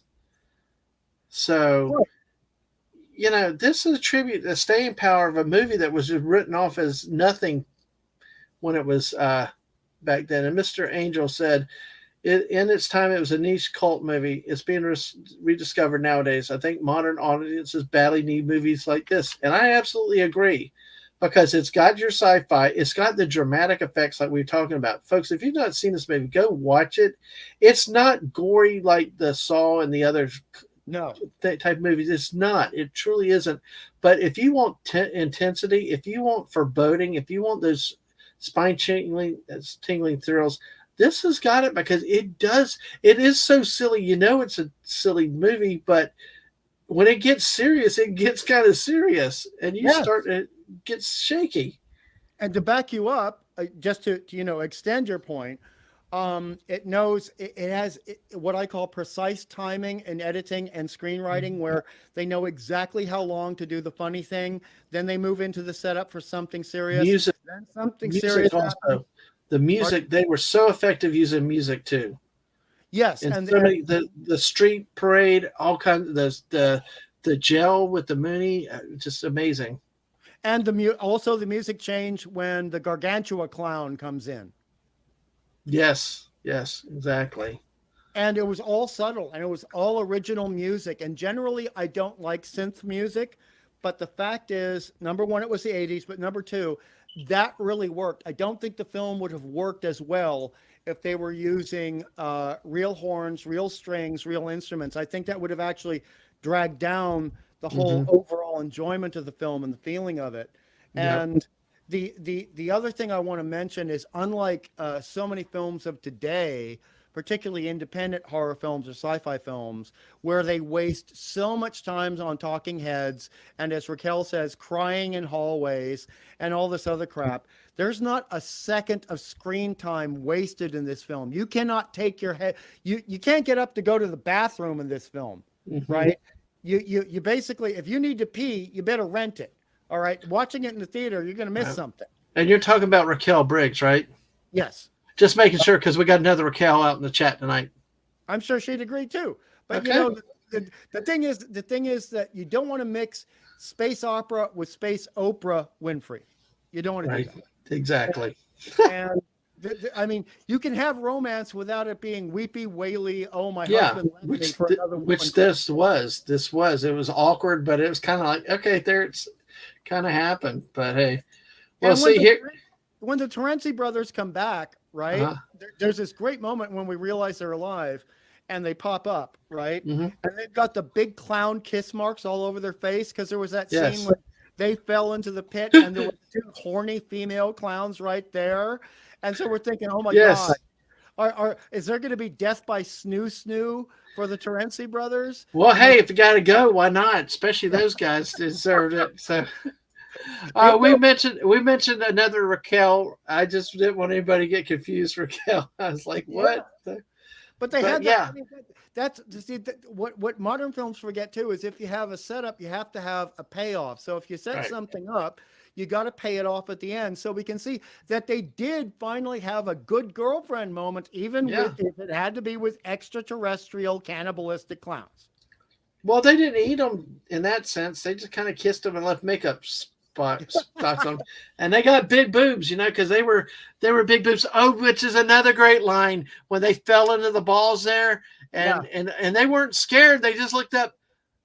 The one guy is like a dorky stud. Are you Debbie's roommates? Yes. It's like Which again is a I'm setup. gonna die. I don't care about dying. Just let me a little action.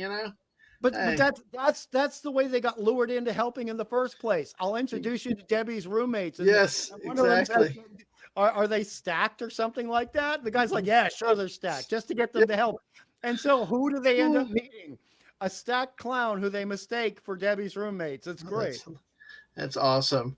We got another scene here. I just took some random spots. This is obviously Universal Orlando, and it's kind of neat. You got one of the Terenzi brothers out here walking around. I'm not sure if this is a parade, or if this was just a scare area. But hey, of course, the dog on the leash that they used in the movie. Uh, Mr. Angel said, "I remember going to cinema for this one. Alas, I didn't see much of it then because I took my first girlfriend. I fear we were occupied. God, I miss old theaters." You And didn't go driving. buy an ice cream truck for Mr. Angel? He remembers fragments, though. Chef. He could not. He's not allowed to do that. Mr. Angel's a real chef. He's not allowed to. He's not allowed to engage in cheap food. Okay, well, that's okay. Well, here's one that they did on. They apparently projected the circus tent up against the buildings, Yeah. the red and yellow building. So Well, that was really neat that they did that. And notice that's the way a lot of ice creams look. You know those ice creams that are like several different colors in one? Mm-hmm. Yep. I love that. Oh, that's gorgeous. Thanks for sharing that, man. Absolutely. So, and then here, this also Ah! at Universal. There you go. The ice cream truck. And that scene was so well conceived when the Terencies come in and they're Mm-hmm. using the microphone to con the clowns into I'm the thinking. great JoJo. And it makes sense in the continuity of the film. It actually makes sense.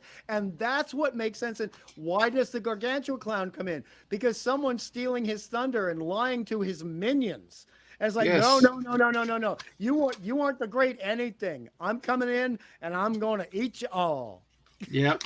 I know. It's crazy. This movie is just such a blast. And see, okay, when we go here, that's going to be a recap screen. So let me pull this down a second. There's one other thing I needed to show real quick. So that's what like I said, is that shows you how this had staying power. How it, Mm, 35 years later, and all of a sudden we got stuff like this coming out. I mean, it's a respect for something that, yeah, and honestly, like I said, if you watch it now, yeah, you can watch it without being afraid and stuff like that. yeah. It was a good movie and things like that. Hold on, I'm trying to not destroy my stream right now. You It's there? it's not it's not a garbage film like Yeah, where they call something a horror film and it's just yeah, basically people being captured and having bad things done to them with lawn garden yeah. mechanics. You know what I Right. mean? No, it's not a realistic torturing, and like you said earlier on some, I just don't like it. It's like some of the shows where they involve, especially females or kids, and stuff. It's just like I don't want to watch that stuff. I just don't want that Yeah. stuff polluted in my brain. This is just escapism. Just it's more shattered or alluded to, and not Mhm. necessarily just done to you. So, um, Appion, I don't know if he's still here. I brought this up earlier with this about the video game. Well, yeah, there's a video game that's supposed to be coming out, but it's been rumored to be coming out for a long time. This is another thing. We talked about Hollywood Horror Nights, but now a daggum video game. This 35 years later, yes, Appion's here. But yeah, it's like, and this is a recent article, May 23rd. Um, but basically, it looks like it'll have Crescent Cove a little bit. It's scenes from the thing. The way the game looked to me, and they do describe it, is about Dead by Daylight. It's a game I played on other streams before, where you got one killer and then you got four survivors trying to work together to get away. I could see this concept working, but I'm not familiar with Destroy All Humans. But it just really, we don't know much about it. It looks like there's just rumors with this, because you can see what type of clowns that they bring in again, um, and so I can see the Dead by Daylight aspect with it, Mm. a cat and mouse type chase game, um, things like that. I can see it, but I don't think that there's been any hard determination if or when it's actually coming out. So that's how sometimes things sit there on the vine Yeah. and they may just end up not coming to fruition. So because I think this game's been rumored to be coming out for a couple years at this point, but it's just really like talking about the development, because it was announced back in 2022 for an early 2023 year release, but only a beta edition is out in the open. Still no signs of a final product, and this is as of May 2023. It's fair to say the original deadline hasn't been met. If we put a new pin on it, they'd wager a quarter 4 2023 window at the latest. But don't quote us on that. Mm. So, so we don't really know a lot. I tell you, I do see it. Having played Dead by Daylight, I can see that format could work with this type of thing.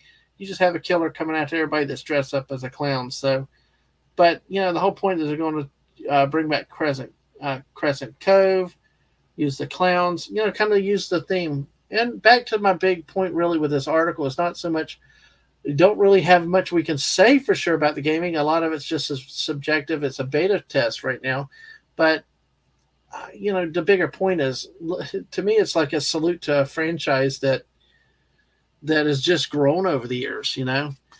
Where so many of the great franchises that were big at the time, and I'm going to try not to be negative and all this stuff because, like I did in my little tweets earlier and stuff, but I gotta use it here to help illustrate the point.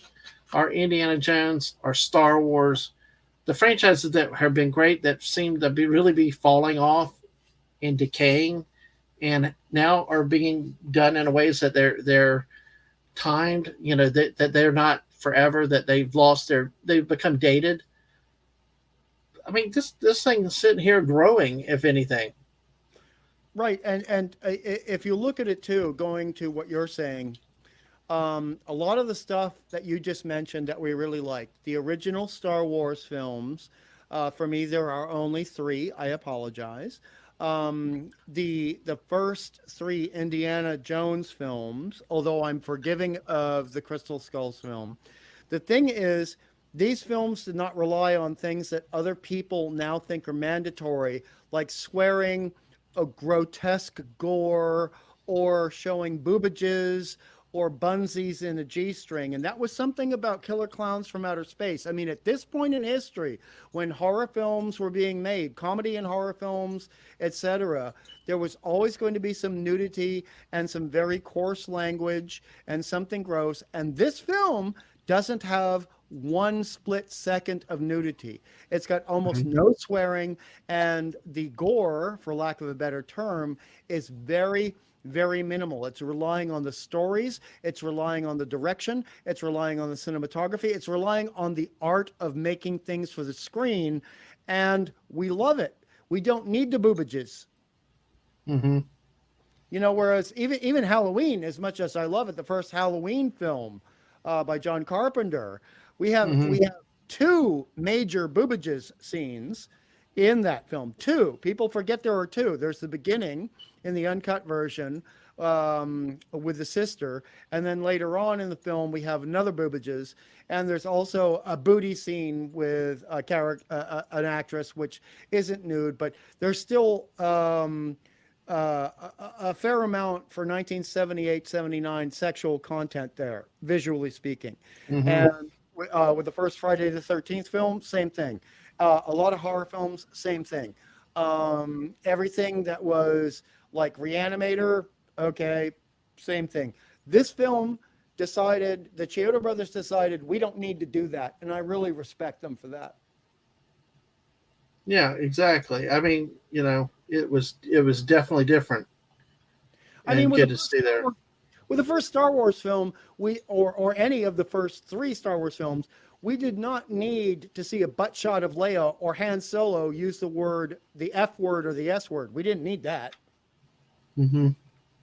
And this film is very similar. We never actually get what could be referred to as an exploitation shot, except for the fact that gore is considered exploitation, monsters are exploitation, but most people think of exploitation films as having sexually salacious content, but there's no sexual salacious content in this film except for the one joke of the clown chick looking Mm-hmm. at the Terenzi brothers where her boobs expand. That's the only moment, and it's a joke.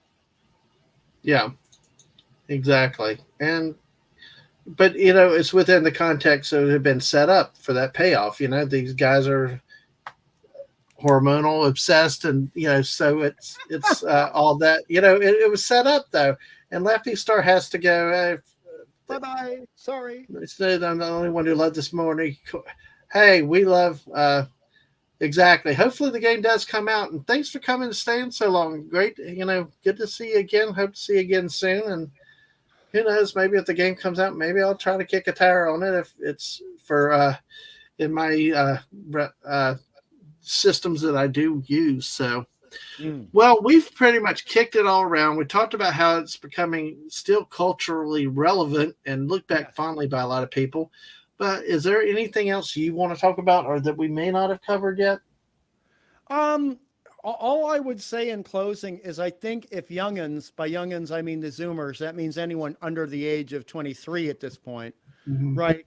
They are, due to this wonderful stream and streams like it, there's a chance they will rediscover it and Mm-hmm. see it in the proper format, and it might encourage them as young filmmakers to try to do the same thing, and that might help bring the deplorable state of genre films around. That might help bring it around because a lot of times young people see something they really like and they decide not to recreate it, but Mm-hmm. take what they loved out of that and make something new. And for you, I'll bring up a very specific example. George Lucas, who loved Flash Gordon and Buck Rogers, we get Star Wars from that. Yep. Yep. So I hope youngins are going to see this film. I hope they're going to feel inspired by it. I hope they're going to say, okay, I don't have to have boobies or swear words. And maybe we'll get a new wonderful film made by somebody young in the next couple of years that is in the vein, not a ripoff, in the vein of Killer Clowns from Outer Space. Yeah. And where they did have boobies and cuss words, it was appropriate. John Vernon's character, the grumpy old fart, it fit in with the language. The Yes. clowns at the end, because of the hormonal young guys that never got any action, it made sense. It actually felt happy for them. Oh yeah, but just to be clear, when I say Yeah, boobages, I yeah, mean nudity. right. So I don't actually consider that scene to Okay, be boobages. That's just like a visual joke. And I mean, if you look at that clown where the boobs expand, yeah, she's actually dressed from the neck down to the yes, knees. There's yes, no skin showing. yep, nope, not at all. All right. Well, you got anything else you want to talk about, or we? I think we. The last line of the movie I love. The last line of the movie, right at the end, where they looked up and it's, do you think it's over? Yeah, sure. And then they got bombarded by the Sunday hitting them. So what a way That to was end the wonderful. movie. That was So that was wonderful because that's actually going back to old jokes in the 1950s stuff like Invasion of the Saucermen, where mhm, when the film's over, because the film starts with Invasion of the Saucermen with the alien hand of the Saucermen opening a storybook, like a kid's storybook, telling the tale. Then the movie begins, and then they say, "Is it over?" Question mark. And yep. then the alien hand closes the book, implying, "Well, maybe not." Gotta love it. Gotta leave you with a hanger right there. So, well, Hungry Boy, thank you for coming tonight. We spent 2 hours kicking this movie around. I think it's been a lot of fun. Got a lot of laughs. Probably the largest live stream I've ever done. So Nice. thank you, and thanks to everybody that came through. And boy, the chat was pushing tonight. So loved y'all's activity out there. So, if you do you have anything going on with you need to say or that you want to talk about? No, the only thing I'll say before you closing up is it was really wonderful to be able to do a stream that was 100% positive about something before we have to go 100% negative in Pillage the Village. Well, we do that. By the way, that is on August 11th at 8 p.m. We have the deadline. We have it set. It's official, and it will be no holds barred, slash and burn, Sherman through Georgia bullshit for the world's worst, fucking movie I ever watched in the theater. It's going to be scorched earth policy, dude. Look, I apologize to the missus and the kids when I got in the van when she picked me up. Bunch of damn hippies. Anyway, sorry, I won't go any further. But if you've seen The Village, hug. But I will say thank you, Appion, for the kind words. Thank you. Thank you, And Abby. thank you, Raquel. But I tell you, like you said, though, and I will get serious here with this, though, is that, you know, to be positive. Because I tell you what, the last few days, the last week has been hard. Yeah. You know, Oh. I'm like, I know what these franchises, I know about, but it's like it's like that's all people want to talk about, whether it's Twitter, shows, and stuff like that.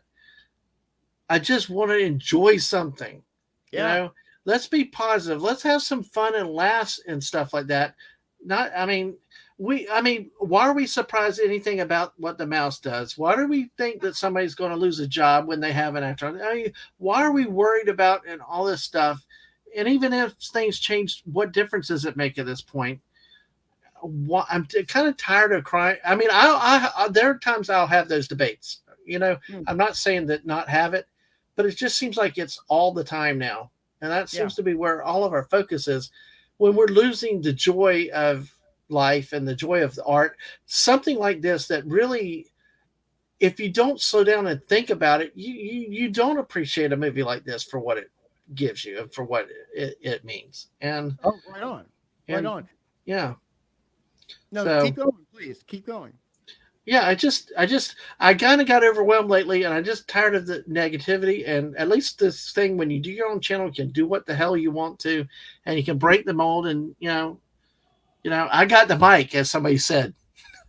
I got the mic, but it's always great having all you guys out here to talk and share this with and laugh and everything else, and have somebody like you, Hungry, that wants to come on and have fun. And I tell you, I tell you, you got a voice that should be coming on a lot more often. So hey, so Did you mean physically, or do you exactly, mean in terms of the points I make, or both? both of it. I love the energy. I have not seen. Yes, I've seen your retweets, just of food and stuff like that. That does make me happy. So Well, exactly, it does. Jess is one of the ones that knows what to do. I mean, if there's a food product coming out, she knows what to do it. So and studying also, I will say, he does great work with his art. If you ever get a chance studying, you can put your link out there too, please, or Mrs. if you can, for studying, because Jess, one of y'all, for studying, does a great stream on Saturdays. Does a lot of great art with Transformers, and he did Beast Boy and Raven the other day, and really did some good work with that. And just get some oil for that chair or a new chair they're studying. But love you, man. When we hit Fortnite, he's always on. So well, that brings up another thing. Again, piggybacking off your point, just to back up your point. Whereas I have a ton of things. I mean, I have like 2,000 hours of loving things to say about stuff that was good, or even some stuff that comes out recently that is trying to be good. I can always go the positive route. But if somebody invites me on a stream and they say, we got to tear this shit down, yeah. okay, we got to tear this shit down, like the village, right? But if you want to talk to me about the film, one of the two films that M. Night Shyamalan Bing Bong ripped off his famous twist from in Mm-hmm. Sixth Sense. Two films. Number one is early 1960s Carnival of Souls. I can talk for 2 hours about how wonderful that film is, even though it's low budget, just like this one, relatively. I can talk about the Italian film Una Pure Formalita, which he also ripped off the twist from. Sorry, Shamalama, you ripped off the twist. Yeah. Chalamala Um, Ding Dong, as somebody yeah, called him.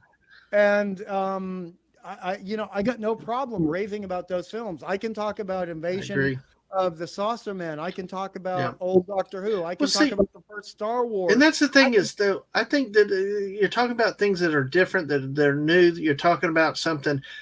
What's really got me lately is just that it's the same things. The same. I mean, we're not going into new areas and new types no, of complaints and stuff. It's rehashing just to rehash. And as I get older, it's like I do want to laugh a little bit. Believe me, I want to rant some, and we're gonna. You people have heard me on Fortnite and some of my sports rants. Well, wait till the pillage the village.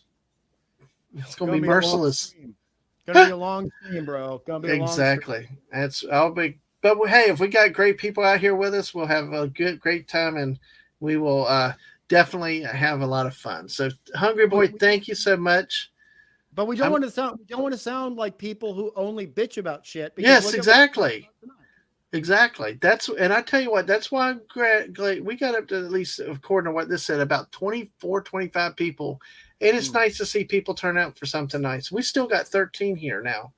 mm. And it's nice to see people come to enjoy something nice for the sake of enjoying something nice, not just Yeah. let's let's rip it down again. And Mr. Angel says, thanks for a positive stream. Yes, I know. And hey, we're going to get done so because I know a lot of people are going to get over to Clobber in times for the Ooh, clubhouse over there in just a few minutes. But let me go ahead. Thank Hungry Boy. Let me go through. July is going to be busy, folks. We're only at yeah. July 6th. This stream got put together in the course of like a few hours last night. So we who knows? With Hungry Boy, if we get on a mood, we might just go random at any moment we want to. I'm serious, but hey, coming up in July, this Sunday at 5 p.m., we got a whole bunch of chillins this month. This Sunday at July 9th, I've got the great Pat S. that's coming on, talking a lot of his collecting stuff, Yeah, not Pat. just glasses, but some video games and stuff. You won't want to miss that. The next week at 5 p.m. will be the great Stunning and Brave Megatron. We just spoke about Transforming, who's going to be doing some art and talking Transformers.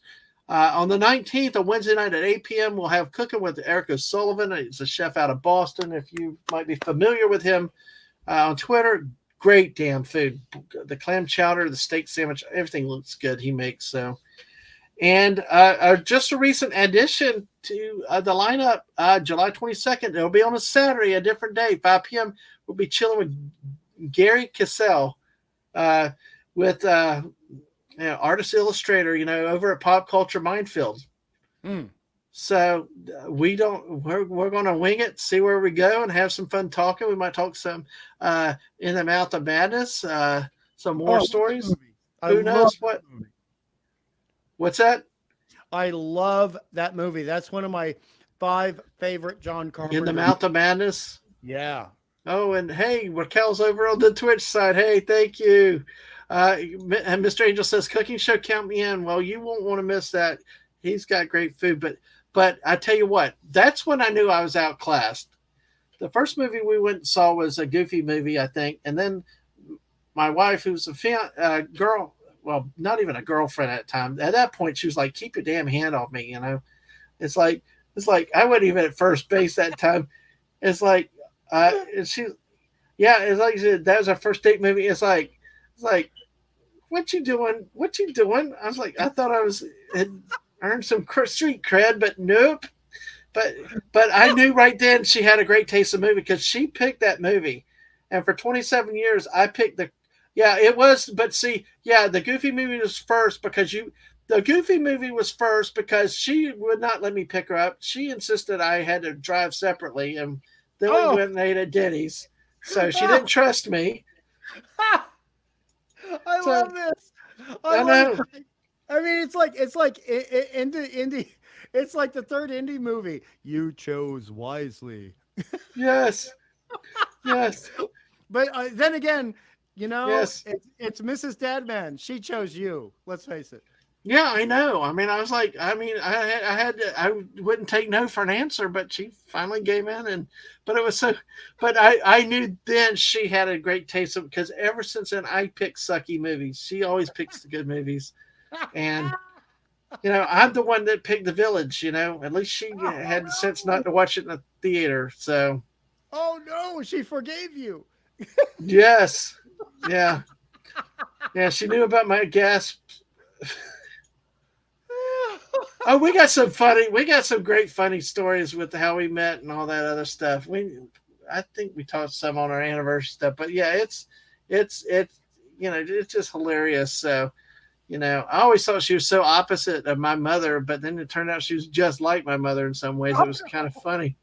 It was actually bucket hats or weird hats and stuff. It's just kind of funny, but it's all good.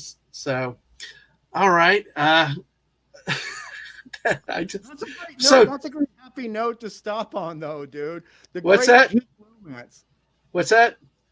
I said that's a great note to leave off on, though. The magnificent geek romance. You know what Yes, I mean? exactly, exactly. Well, that's what's come up in July for the chillin' editions. I may do some independent, random chill chats at times, but if you remember, let's see, there's Pat S. Sunday at 5. Starting next Monday, next Tuesday, we're going to recap our 16-day adventure. The first leg was up towards Vicksburg, where we got to meet the great Clobbering Times himself. And this should be, I think, there and up into Missouri. So join us for this. This is probably going to take about 5 or 6 weeks to go through, where we're going to show lots of pictures and videos, wildlife, and other things on our trip. So Yeah. 6,009 miles and just short of 150 hours. So Dang. yeah, exactly. Mrs. said I can watch all the horrible movies I want, just as long as she doesn't have to go. There you I mean, go. come on, dude. You partially married her for her sense of humor, didn't you? Absolutely, she's got a great sense of humor. She's hilarious. Mrs. Deadhead is hilarious. Oh, you ought to wait to look at some of those clips that Mark plays on our Fortnite there, because I mean, I got one.